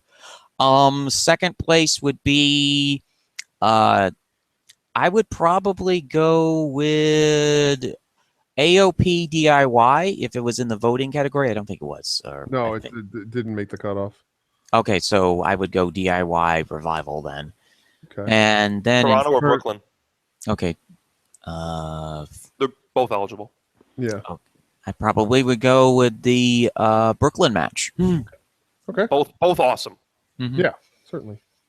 Then in third place, I would have Nakamura versus Zayn from Dallas, just for the sheer joy of having Sami Zayn be finally kicked out of NXT. Not a Sami Zayn fan? No. Yeah, that's putting it lightly. Fizz is not a fan. I dislike Zayn. I do not hate Zayn, but his character work is absolutely the worst as far as, like, you're trying to get me to like you, but yet you're whining like a 5-year-old about everything. Well, that's That's what the Smarks like, Fizz. Didn't you know? We do. Sorry. Wait. Skipping Save MMA it. match of the year, rookie of the year in a near unanimous, Matt Riddle, followed by Leo Rush, Fred Yehai, Shayna Baszler. Wow, I botched that. Shayna Baszler. Shayna Baszler. Takuya Nomura, your top 5. I went like everyone else: Matt Riddle, Fred Yehai, and Leo Rush. Yeah, that seems about right. I would probably put Rush second, Yehai third. Although, I mean, there definitely is a case to be made for Shayna Baszler being in third. So maybe I would put Baszler. But it's Matt Riddle's. It was Matt Riddle's year. Yeah, absolutely. So there's no sugarcoating it. Matt Riddle, he had the best rookie year that anyone's had in a long, long, long time. Usually when as someone who's voted in this category multiple times, multiple years, usually you're like struggling to find people. Mm-hmm. This year was a slam dunk. Yeah. I'd go with Matt Riddle as well. I haven't seen enough Fred Yehai to judge whether he's good or not, but I have seen a few Shayna Baszler matches since she went to the Indies, and wow, really, really good performer. Yes. Best non-wrestler, Dario Cueto, Daniel Bryan, Paul Heyman, Maurice Stokely Hathaway, your top 5. I went Daniel Bryan, Stokely Hathaway, and Maurice. I would go. Stokely Hathaway made me care about T.J. Perkins. That's impressive as hell. Yeah, I would. Daniel Bryan made me care about the entire everyone on Talking Smack. He makes everybody better. He really realizes his job is not to get over cough cough Steph McMahon. It's to get everyone else over. Cough, cough, Mick Foley as well there. That's exactly what I want for my non-wrestler. Mm-hmm. Yeah, I would have gone Daniel Bryan, Stokely Hathaway, William Regal. Okay. I love Regal. I can't get over how good Regal was when he was like going up against Joe. That could have been a feud of the year, honestly. Those two. Agreed. Let me think. I'd go Daniel Bryan, Stokely Hathaway for the carry jobs that he's both done with T.J. Perkins, and he's starting to rebuild Timothy Thatcher. Yeah, the man should be canonized because he's making me care about Timothy Thatcher. Yeah, he's Yeah. a goddamn miracle worker. And in third place, an odd pick, Jim Smallman from Progress. He was an honorable mention. Jim Smallman's good. Yeah. He got an honorable mention. He definitely has proven himself worthy. Mm-hmm. Best TV announcer, winning Mauro Ranallo, and very glad to hear that he's doing okay and he's in care. Yes. Because Goodness. mental health is absolute. Much like Chris Hero, mental health ain't nothing to fuck with. So glad that Mauro is doing much better. Corey Graves, I'm gonna botch this. Shinpei Nogami. Yes, that's correct. Ross, Steve Carino are your top 5. I went Corey Graves, Tom Phillips, and because I'm a masochist, Vampiro. I would have gone Corey Graves, Mauro Ranallo, and Tom Phillips. I'm not a Mauro fan. Too many cliches and forced pop culture references, but everyone else seems to like him. Maybe I'm the one who's wrong here. I'm okay with that. I like him less for his pop culture references, but I do enjoy the fact that he gives energy and meaning to. He's really good on combat sports, boxing and MMA. Mm-hmm. He's really, really good at that stuff. Yeah. Or no, he's just okay on wrestling. Let me think here. My top 3 would be Michael Cole, Okay. Shinpei Noragami, and in third place would be the commentary duo that do the shows for CWF Mid-Atlantic. I know I keep mentioning these guys a lot, but they're one of the few indie commentary teams that I can actually listen to without either jamming a tuning fork into my speakers to get them to stop working. Yeah. Speaking of, glad to see Lenny Leonard made the top 10 because he's really good on Evolve. Oh, yes, he's good. Speaking of indie commentary teams, Lenny Leonard is very good, and he deserved a top 10 spot, and I'm glad he got one. Yeah. All right. Worst TV announcer, David Otunga, Matt Stryker, Byron Saxton, Josh Matthews, John Layfield. You know what this tells me, ladies and gentlemen? That nobody watches TNA because the fact that Josh Matthews is not number 1 is an abomination. Yeah.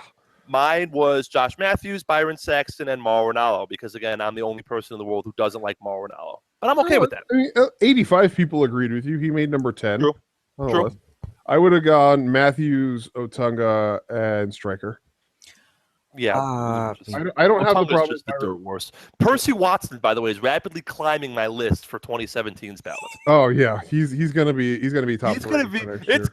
It's gonna take a really bad year to knock him off the top of my mountain. Yeah, he's not good. So let's see here on the list of free. We'll start number 3. For third place, I'm gonna have to go. The one who annoyed me the most wasn't Otunga. Oddly, Yeah. it was Graves. I don't know. I just have not been able to connect with Corey Graves at all during his commentaries. And he does good work. It's just that unlike the rest, I don't like the fact that he often goes, shut up X or Y or Z, Mhm. and that oftentimes I think that he does take a little away from the matches sometimes, but not terribly. I go him at third. At second place, it would be Matt Stryker. Yeah. Because, this is for Benghazi makes my list. Oh, yeah. And no one slaps the thighs here. Mm-hmm. Come on, man. What are you doing? Oh, my God. The man is going through the worst midlife crisis he's ever gone through.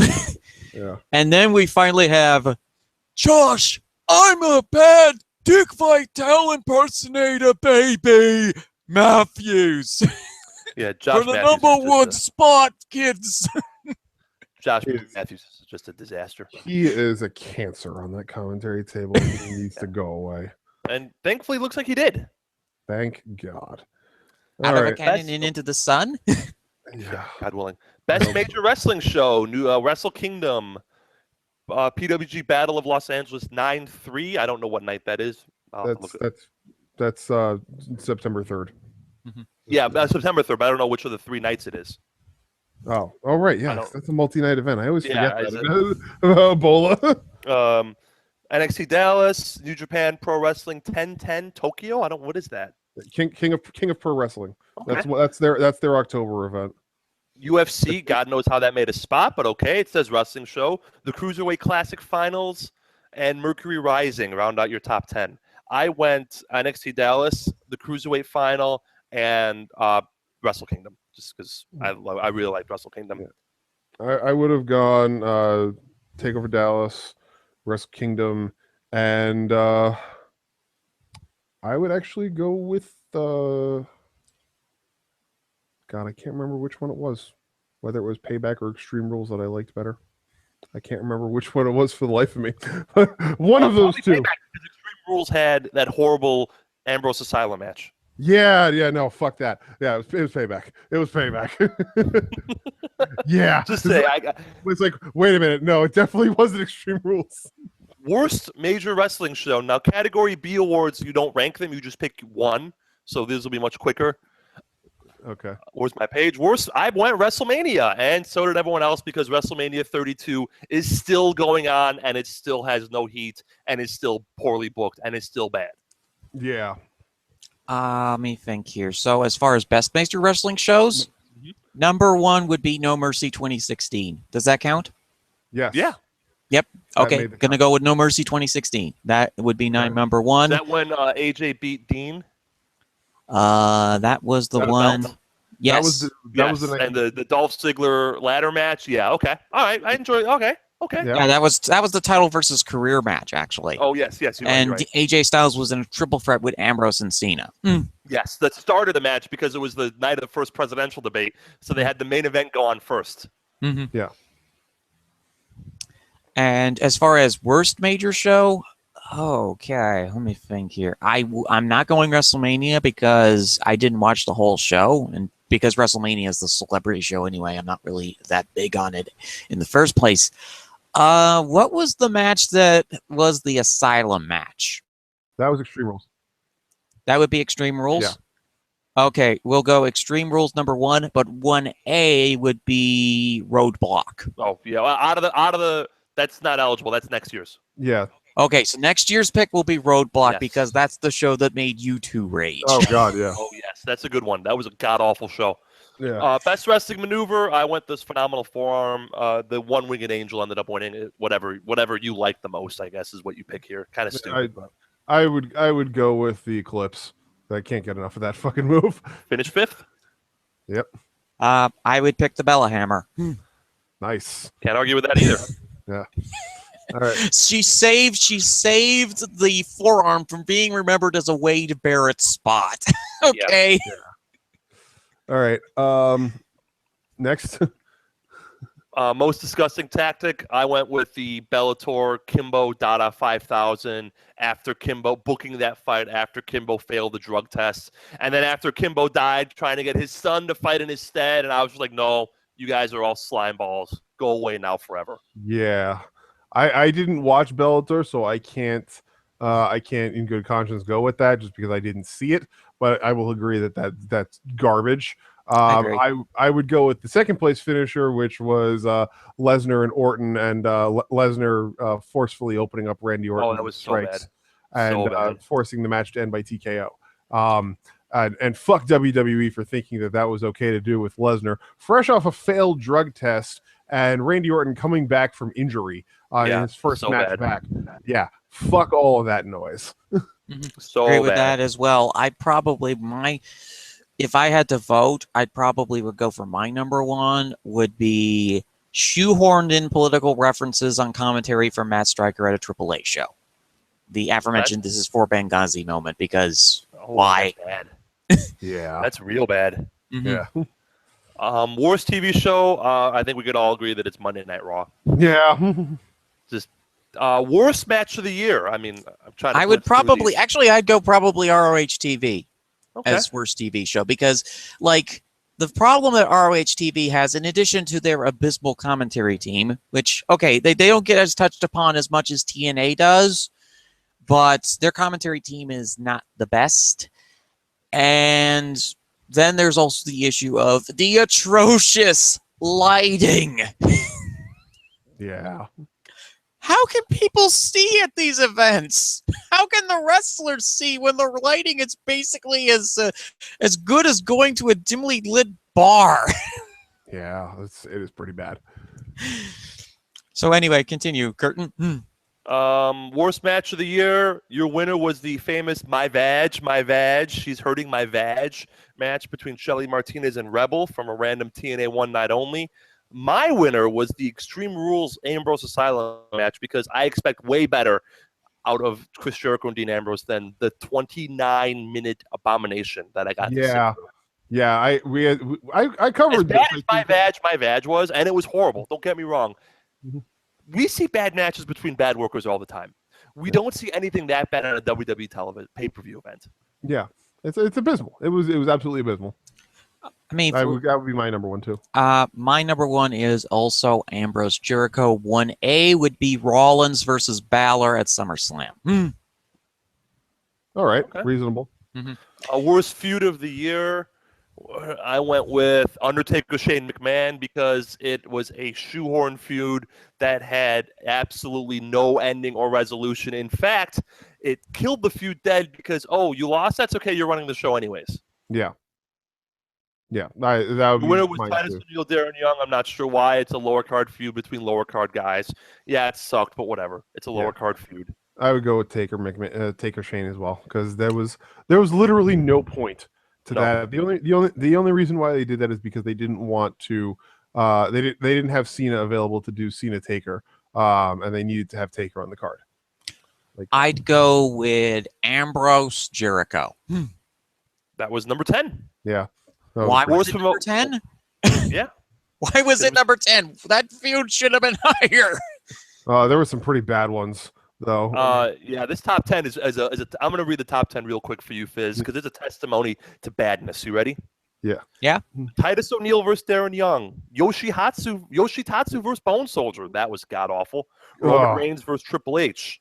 New Day versus The Club. Why? Undertaker versus Shane McMahon, Dolph Ziggler versus Baron Corbin, Roman Reigns, Rusev.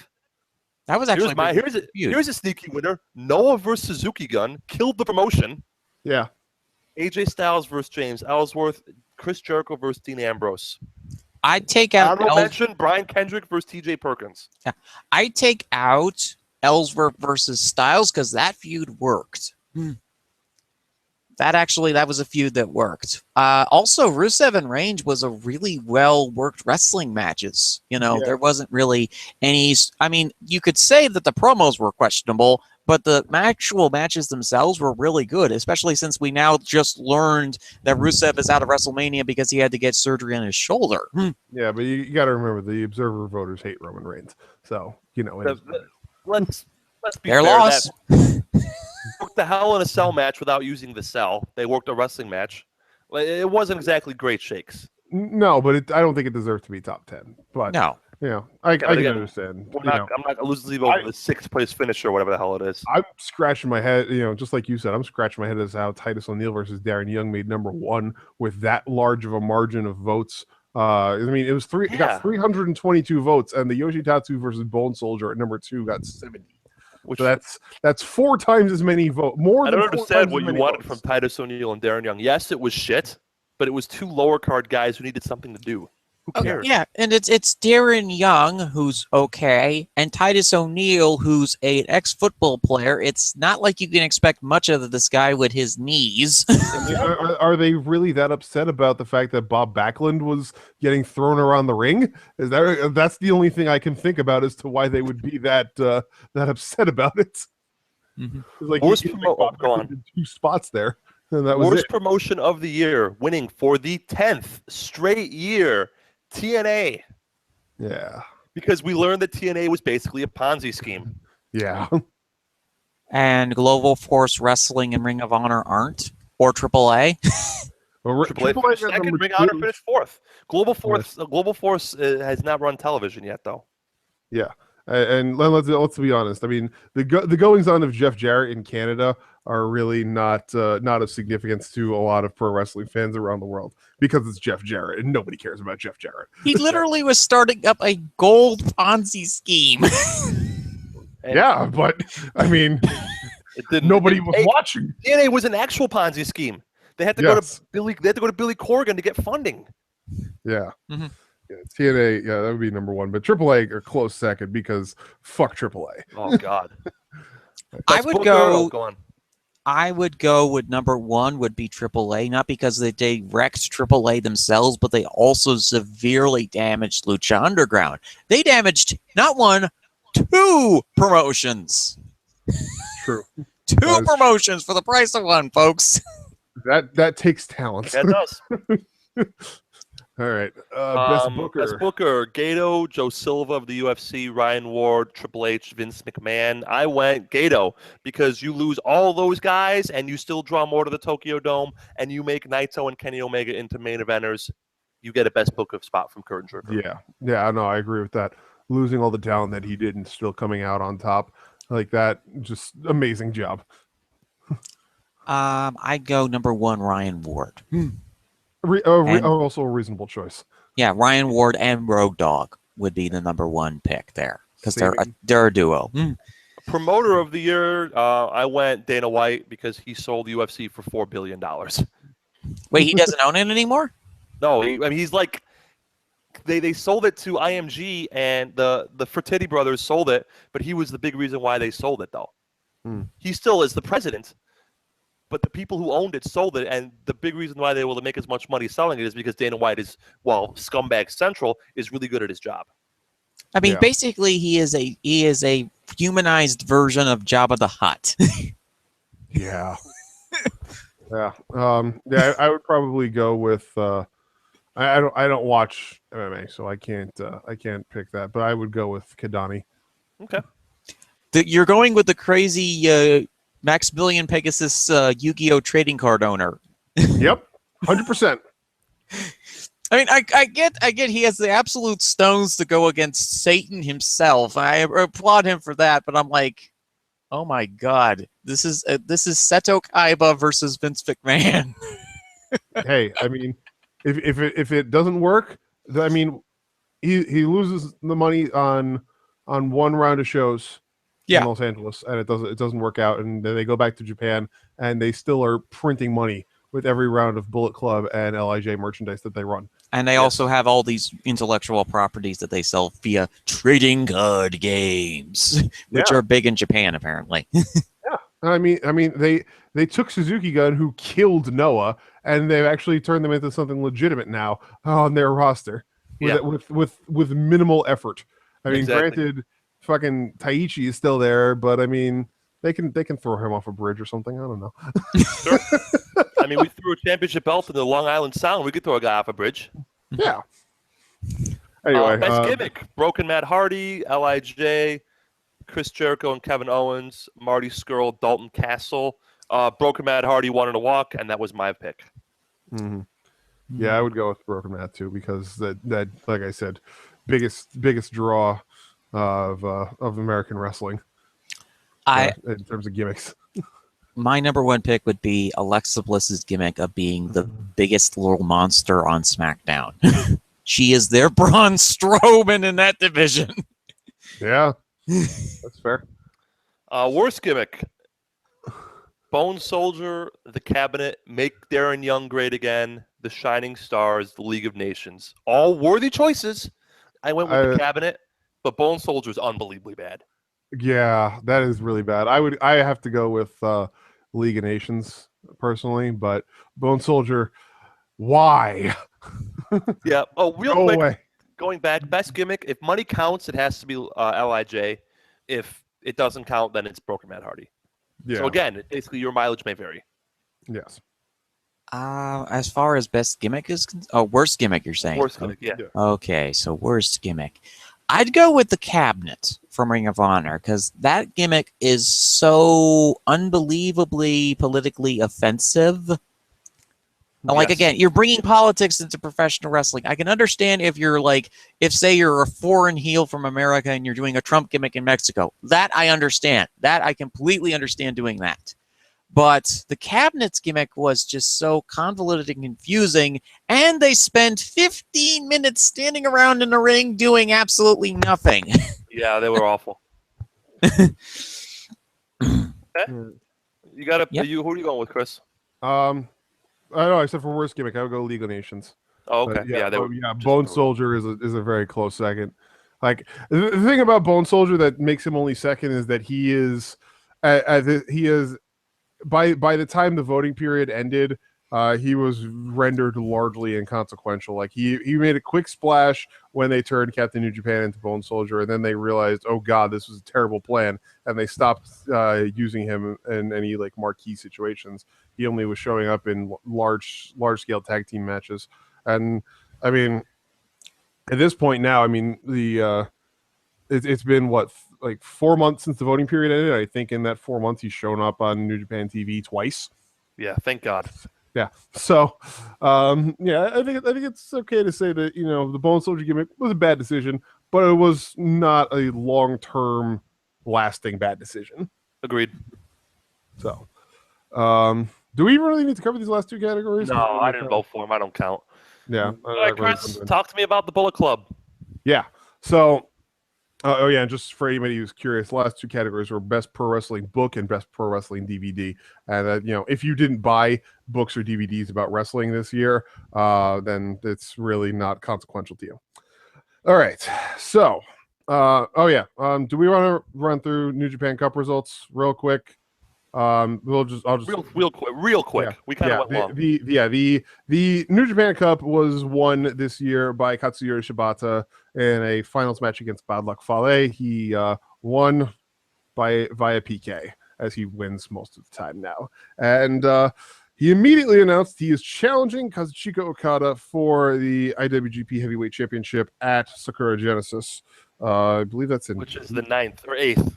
Yeah, so it's 2 weeks away now. So that promises to be an incredible match. I'm really looking forward to that. New Japan Cup overall, this year's field put together some very good matches. This year had some great standout matches. In the first round, I'd say the best match was Tomohiro Ishii versus Kenny Omega. Fantastic match, high marks all around. Second round match between Shibata and Juice Robinson also got very high marks, and also Ishii's match against Sonata also got very high marks. And then in the third round, in case you're not seeing the theme yet, the semifinal match between Shibata and Ishii another fantastic match. These are two guys. Say Shibata and Ishii are two guys who are in the later years of their careers, but are still putting together incredibly good standout matches. And I'm glad that they're continuing to work as they have been for New Japan. So, quickly, we're gonna run through this last bit as quickly as possible. So the Bullet Club and the Elite. For those of you who watched Honor Rising when it happened earlier this month, the event ended night 2 with an 8-man tag match where Kenny Omega, the Young Bucks, and Cody Rhodes faced off against I think it was the Briscoes, Okada, and somebody else from Chaos. I don't remember who. But it was an 8-man tag match, and the Bullet Club wound up winning. And after the match, Kenny Omega basically cut a promo telling the entire crowd, there's no such thing as a good guy. There's no such thing as a bad guy. There's no such thing as a face. There's no such thing as a heel. It's all about how we choose to interpret it as the wrestlers. And we're reinventing pro wrestling as just this whole giant self-aggrandizing, pretentious as hell promo that basically put him and the Bullet and the Elite and the Bullet Club over for being bad guys and still getting cheered. And then they proceeded to go into the back in the press area and do the same thing for all the reporters watching, with Omega calling out Tanahashi and telling him that he runs the company now, and Omega and Rhodes going back and forth about how the Bullet Club is Camelot. No, Cody, it's actually Valhalla. And just so much dumb stuff, because Kenny Omega and the Young Bucks and Adam Cole, and now Cody Rhodes too, for God only knows what reason, are capitalizing on the fact that they have created fans who are viewing them purely from the outside point of view of, we like guys who are going to cheat and break the rules, and we're going to cheer them just because they're not your typical heroes. They're the kind of heroes that we want, that kind of meta stuff. And it really, I can't really say a whole lot about it, because it goes right into the topic of Smarks and Smarkdom here. But the idea that Kenny Omega thinks that they should remove the storytelling elements of faces and heels from wrestling and just let that be decided at random, essentially, is absolutely ridiculous to me. Because I get the fact that you want to cheer who you want to cheer for, but good storytelling in a wrestling ring relies on the ability for the fans to cheer one person and boo another. That's the way that it works, because it's a competitive environment. This is not like a theater performance where you're going to cheer universally the whole thing or boo universally the whole thing. It is a competitive environment, and you have to choose which side you want to be a fan of. In the end, it's the way that it works. And you, in essence, the promo that Kenny gave also takes all of that choice out of the hands of the fans and out of the hands of the writers, and basically says the wrestlers get to decide who the people cheer for and who the people boo, and we'll make it work that way. So wait a minute, Kenny Omega is trying to make a power play in the hearts and minds of the wrestling fans. I don't even know what his end game was with this. I think it hasn't gone anywhere. It's because the Bucks have been out of New Japan. They've been on American soil doing stuff here.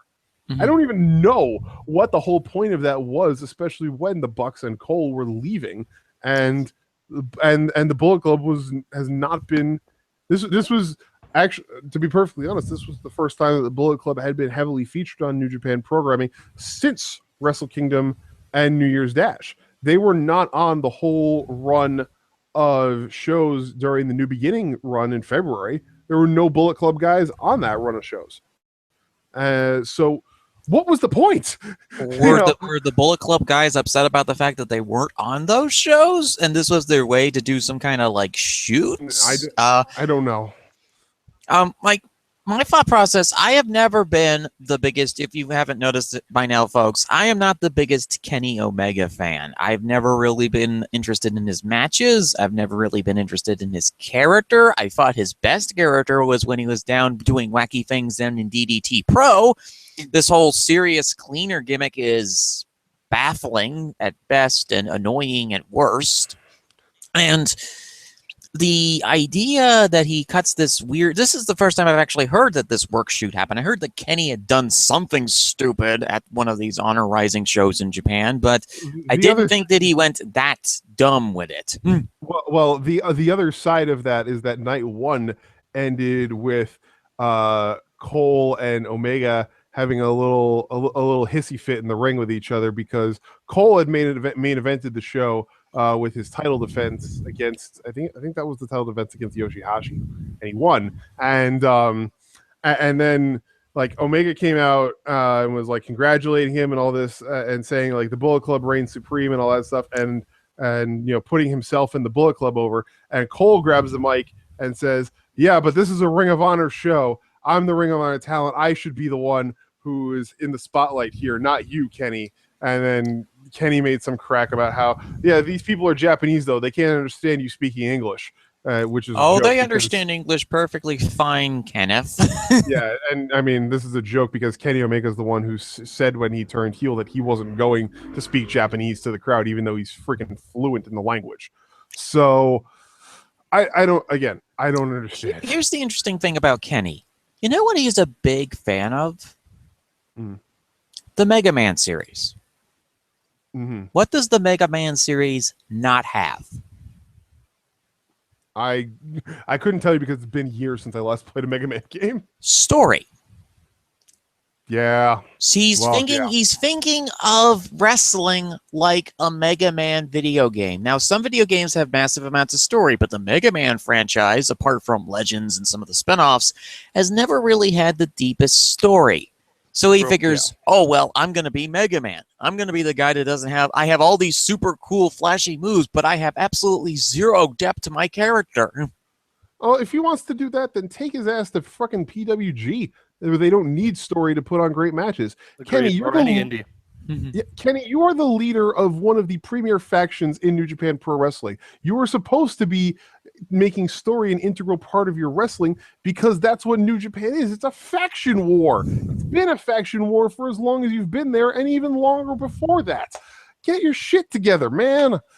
I can't get any further into it though because that goes right into the topic of Smarks and Smarkdom. So if you guys want to give any more thoughts before we get to that, and then we'll wrap it up. I think you summarized it pretty well. Yeah. I think you did good. I think that, you know, that this is obviously something that has been on your mind for a very long time, you know. Yeah. And it's just been building. And this Honor Rising Night 2 incident was the thing that was the tipping point. Yeah. Like, to mention the Chaos people that we're facing, it was Jay Briscoe, Kazuka Okada, Mark Briscoe, and Will Ospreay. Oh yeah, it was Ospreay. Yeah, it wasn't Yoshihashi. It was Will Ospreay. Yeah. So Okada, Ospreay, and the Briscoes, right? But yeah, so it just continues right into the idea of Smarks and Smarkdom because Smarks I believe in a lot of ways directly contribute to that attitude from Kenny Omega and the Elite.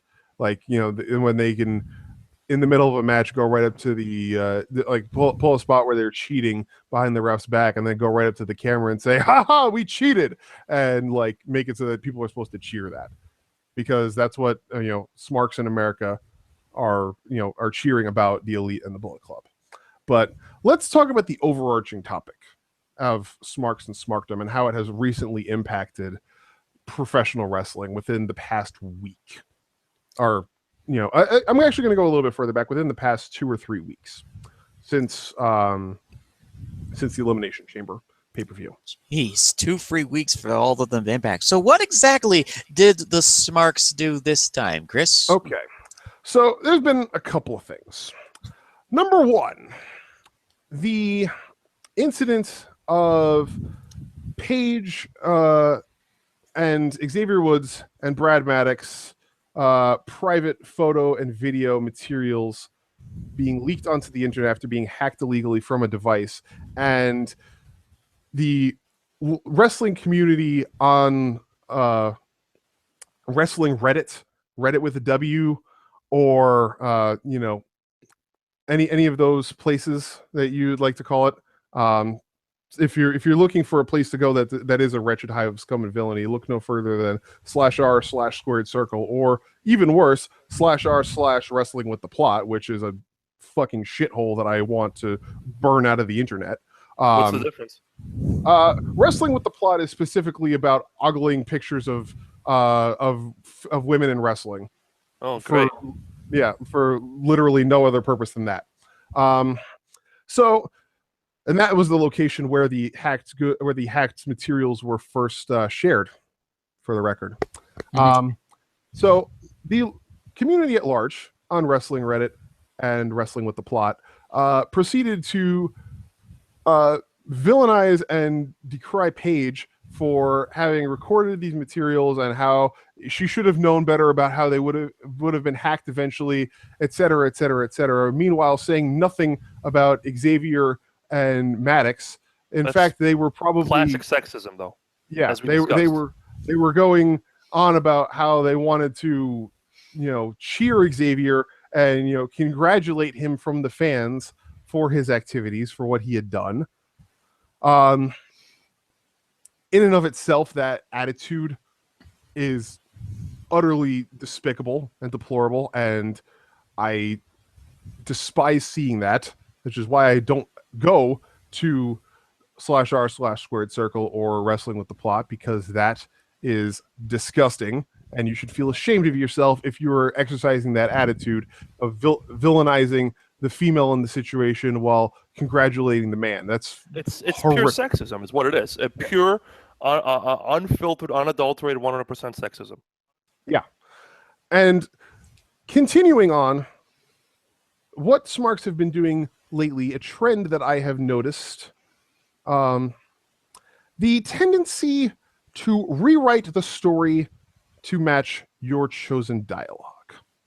This is most prevalently seen currently in the feud between John Cena and Nikki Bella versus The Miz and Maurice. There are those who are viewing the feud as they logically should, which is that The Miz and Maurice are attempting to degrade the relationship of John Cena and Nikki Bella simply because they are stars outside of WWE, and trying to make them look bad as having a quote-unquote fake relationship. And whether you're a fan of the John Cena Nikki Bella side or the Miz and Maurice side, if that is how you view it, because that is how the story has been presented, that's great. That's fine.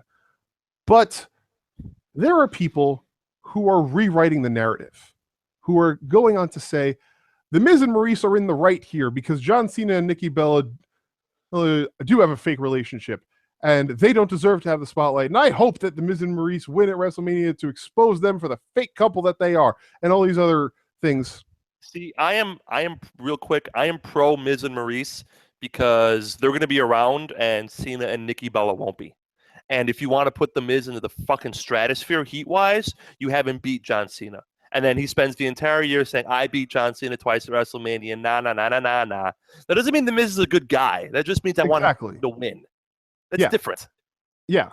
You can't rewrite the story in kayfabe because you're not a part of kayfabe.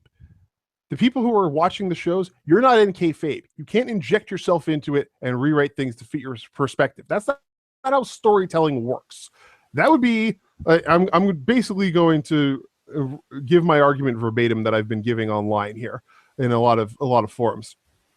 Like me going up to Harry Potter author J.K. Rowling and saying to her, I agree with Voldemort's positions about pure blood superiority, and because I agree with him, Voldemort is the good guy in the story and Harry Potter's the bad guy, and you need to present it as such. That's not how it works. When you're an outside observer, the good guys are the good guys, the bad guys are the bad guys, and that is the way that the story is told. Just because you agree with the bad guys doesn't make them good guys. Your feeling the effects of subconscious desire to remain above moral reproach. That desire is causing people to rewrite everything so that they are not aligned with a cause that is morally despicable. How about instead, own the reality that you're rooting for the bad guy. Own that fact that you want them to win over the good guys. And be honest about it. Because it's not bad to root for the bad guy in a story, because it's fiction that's being presented to you on a screen. It's not a bad thing to root for the bad guy in the story if that's who you feel you are most strongly aligned with. That's not a bad thing to do. That's just expressing your preference. Yeah, that's like not me. wrong. Like me. This is the bad guy, and I want him to win. That's the way it works. Bad guy. Yeah, this is not, 1700s, 1800s storytelling where you have to like the good guy or else you're a witch or something crazy like that. These kinds of twisted perspectives are why, and just the general attitude of contrarianism that exists in the pro wrestling community of Smarks. These are why I agree with Brother Vidance of, you know what, Smarks and the Smart community, burn them all down. See, because they don't deserve to, keep getting their way. WWE's only brought this on themselves, though. By emphasizing the WWE universe and making everybody have a call and response act, and plus their inability to control crowds has brought this on themselves. Has brought crowds hijacking shows, and they emphasize it. Yeah, but here's the problem with that, and this is why I take issue with this. The Smarks are basically going out there and saying, we're the most vocal group of fans, therefore you should write the stories to cater to us. Forgetting the fact that WWE is, first and foremost, a business. A structured business that is designed to cater to the audience that is going to provide them with the most financial support. Which nowadays is becoming Smarks, though. I don't know about that. I don't know that that's accurate. Look at the ratings. The people that actually are the biggest buyers are still the families and children and families. Look at the ratings. It's not the ratings that you need to look at. It's the live attendance. Live attendance at house shows and at TV tapings is higher. Is as high as you could imagine right now because of the fact that there are families with kids that are still attending these shows. And who's out there that's buying the t-shirts? Who's out there that's buying the toys that they release in the stores? Who's out there that's, not able to get to a show because it doesn't come to their neighborhood, so they have to subscribe to the network or they have to buy in for pay-per-view to be able to see these shows. You're wrong about the tapings, by the way. This is from the latest Observer. Raw tapings average 9,200, or a drop of 16% this year. Yeah, but that's because people are actually saving money to go to other shows. Yeah. The only people left are the nut jobs like us who watch this product. Casual fans don't watch this product. So WWE has emphasized WWE's business model is try to get as much money out of the hardcores as humanly possible, which is why they produce 7 different New Day shirts. Sure, but at the same, actually what they're trying to do is they're trying to get as much money out of so many different pots of gold. They're trying to get the pots of money out of the gold from the hardcore fans, the moderate fans, the children, the families, everybody. And here's the thing. This is why this is one of the things that I take issue with the most. The problem that is really not being addressed is that the Smarks are basically asking for a stagnant story. They want their favorites to win all the time. They want the people that they dislike to lose all the time, and that they don't want any changes. They don't want anything to be varied or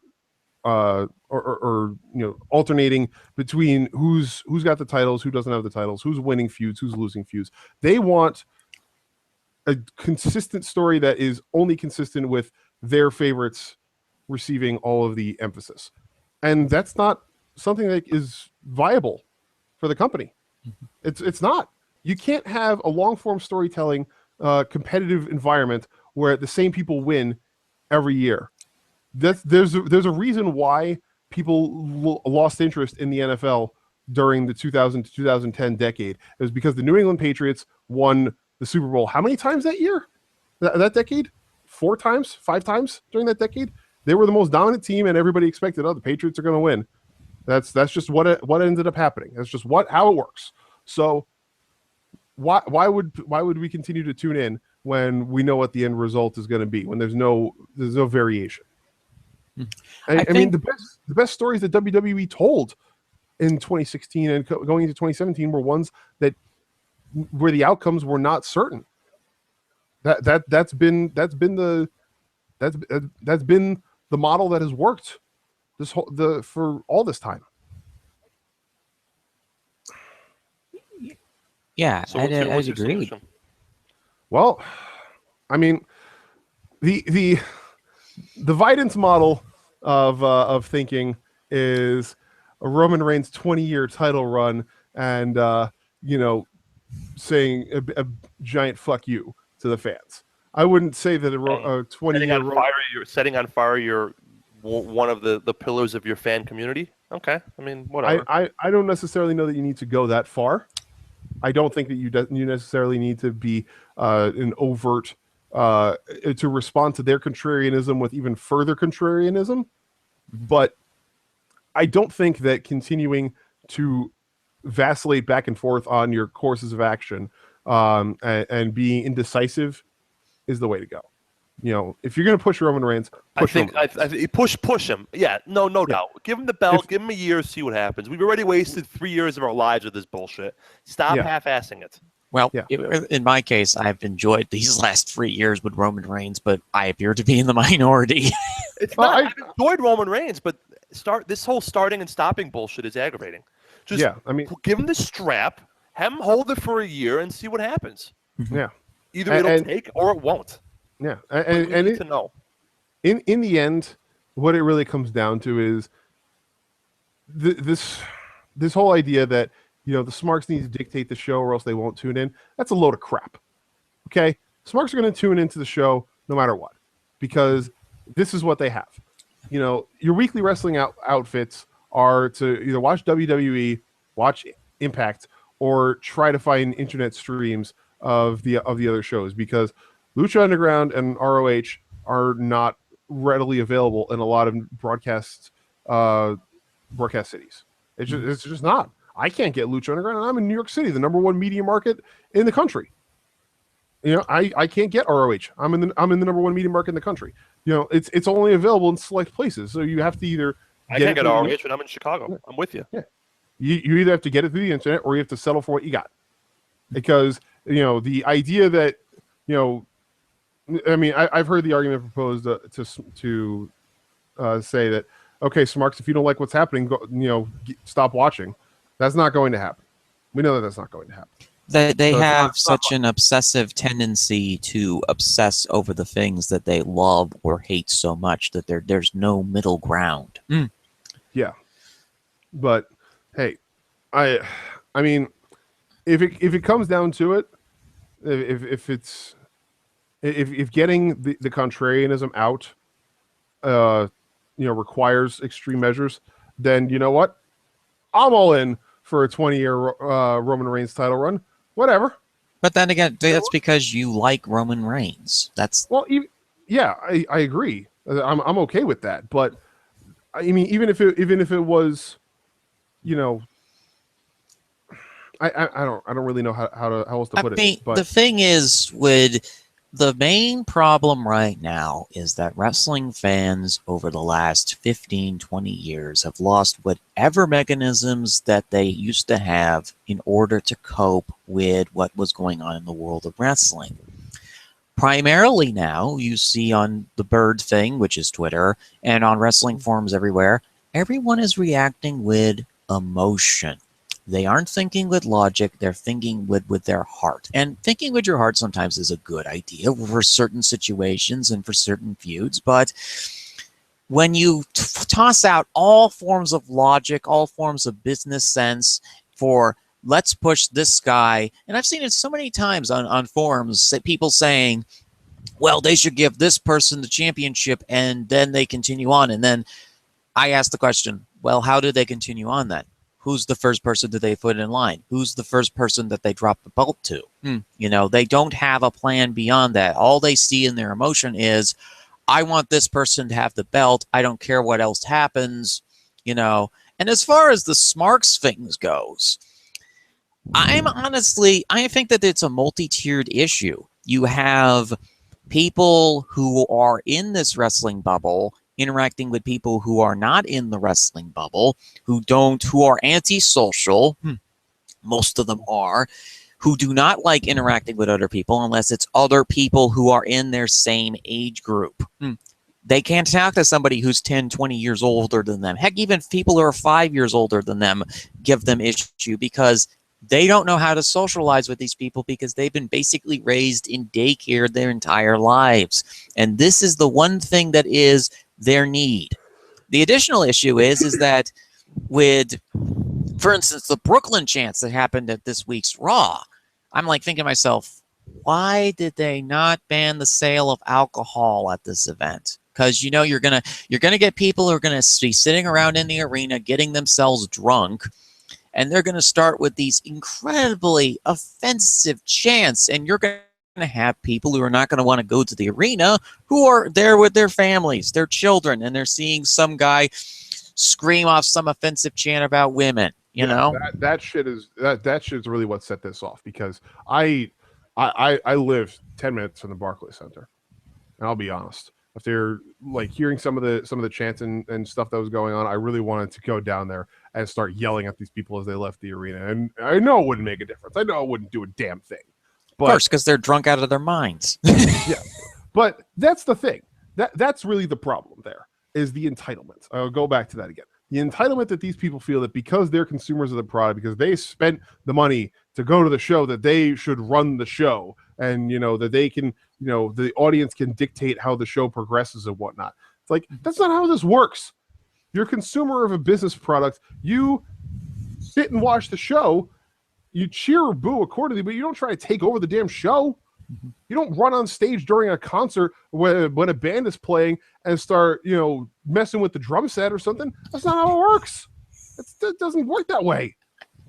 You roll with the product that's given to you and you cheer or boo accordingly, but you don't fucking take over.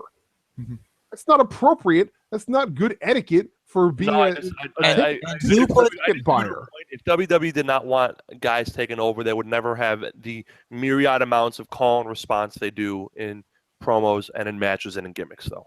They are encouraging this to some degree. Are they encouraging people chanting, "We want Paige"? Absolutely not.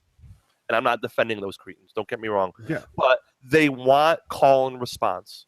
Yes. Otherwise, you wouldn't have. We just got 2 words for you. Otherwise, you wouldn't have SAWFT, and you wouldn't have everything in between. They want that level of crowd interaction. Yeah, but people should know that there's a line to be crossed.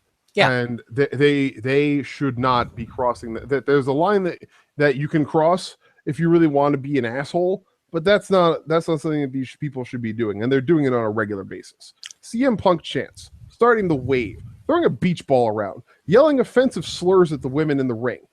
That kind of shit is not okay. I don't stand for that. I don't want that to be allowed. And if I see that at a show, you can be damn sure that I'm going to call you out on your shit and tell you to shut the fuck up, because that's not okay. That's not what you do to people who are out there putting their livelihood on the line for you to be entertained by.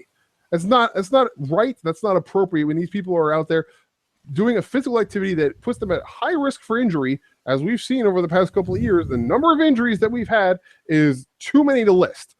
And this is not going out there shooting pool or playing billiards, playing bowling or anything like that.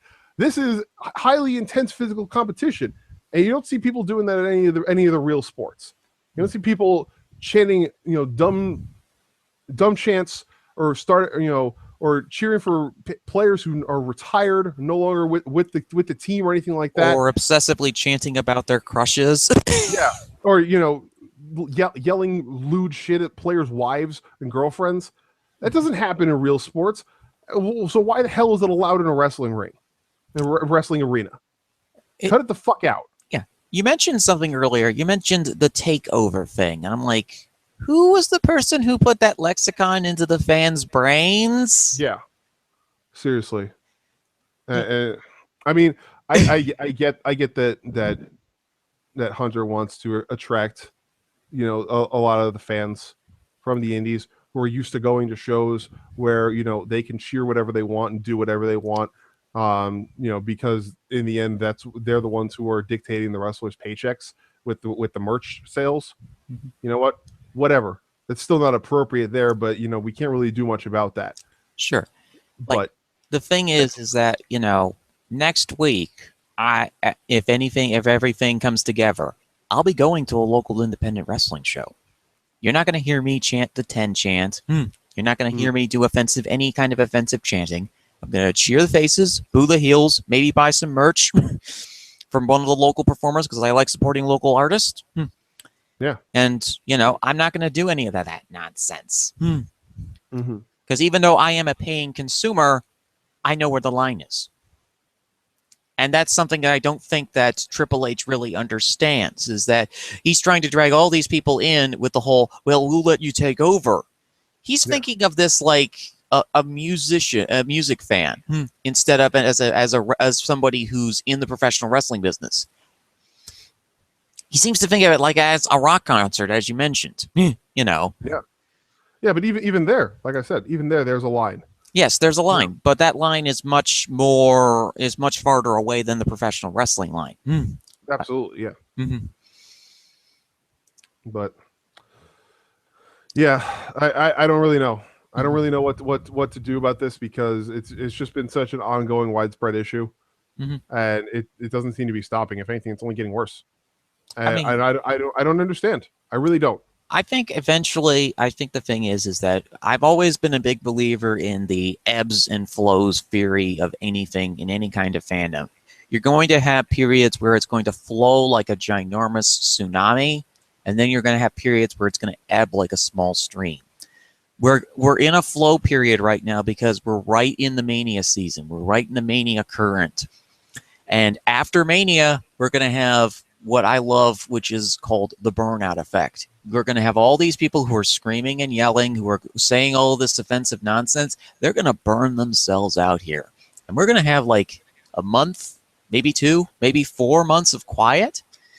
And that's going to be an absolutely wonderful thing. And I know that, you know, if you're offended by that, if you're a listener viewing this and you're offended by that, okay, that's fine. You know, we view the fandom and we do things differently. Each and every wrestling fan does things differently. You know, some are appropriate, some are very inappropriate. And we're going to get into a period where it's going to be an ebb. And it's going to be great because, as you've seen, this is severely affecting Chris. You know, the amount of stress that these fans have given him is making him incredibly stressed out. Yeah. I mean, I went to the Raw before Mania in Brooklyn last year. I walked out early because the fan chanting and the dumb shit that was going on in the crowd was too much for me to handle. I couldn't enjoy the show. Yeah. Because it was too much. And, you know, people gave me criticism about that and said, oh, you should have just sucked it up and just watched and enjoyed it. I literally couldn't watch the show because idiots 3 rows in front of me were trying to start the wave for 20 fucking minutes. Even after Kevin Owens got on the microphone and told them to essentially cut it the hell out, and they would only if you started the wave, you thought Michael Cole was a good broadcaster. This was last year when Cole was still considered to be mediocre at best. And you know, Owens did that, and it stopped for maybe 20 seconds, and then it continued again. And that's the thing. If a Smark favorite, if somebody who these people are cheering for and who the Smarks want to be, you know, a prominent figure and title holder with the company is telling them that stuff and they still don't stop, that should tell you something about their attitudes. They're not there for the wrestling. They're not there to cheer their favorites. They're there to basically for themselves. They're there for themselves and with the mindset that if what they want to see doesn't happen, then they're gonna hijack the show and make it about that's themselves. Definitely what's called in the psychological business having a very fragile ego. You try to bolster yourself up by doing all of these crazy stunts because you're very insecure about yourself. Your inner self is so insecure that you're doing all this crazy nonsense. Yeah. So, all right. That's all the time we have. We've been going for 3 hours. This was twice as long as we normally go. Now this was obviously a show that had a lot of material to cover, a lot of debate, a lot of highly charged emotional material. Good discussions. Yeah, it was. Yeah. And I'm glad that we got to do this week, and the next week we're gonna have our coverage of WWE's big events with Takeover Orlando and WrestleMania, and possibly we might even give a little bit of discussion about what's going to happen on the Raw and the SmackDown after Mania too, because undoubtedly there's going to be lots of fallout from the matches to come. So, guys, your closing thoughts, please. A lot going on, as we discussed. I hope Ring of Honor sticks around for the reason I outlined a couple hours ago. I hope to God the last ever match in TNA history is the Bound for Glory main event, Karen Jarrett versus Dixie Carter. I think that's a fitting way. I think that would be a fitting way to close TNA out, and I look forward to that happening. Yeah, I'm okay with that. This has been an absolutely wonderful show to be on. Thank you so much for having me on this edition of the show. Folks, please support podcasts like this. These are guys that, just started out doing this. This is their third episode, and they had a lot of thoughts, a lot of great discussion. Podcasts like this are really important for wrestling because it gives opinion pieces from people that you may not actually hear about usually. And these two guys came up from the ranks of Cage Side Speaks and are now doing their very own show. And I feel so proud to have been on with these guys for this edition of Two Guys, One Sport. And they certainly burned it to the ground on this edition. Thanks for the kind words, Fizz. Yeah, and we hope to be on future editions of Speaks as well to further commiserate with you and the rest of the wonderful Cage Side Seats community. Absolutely. Mm-hmm. Yeah. So until next week, thank you for listening to Two Guys, One Sport. We will see you for our WrestleMania and Takeover Orlando primer.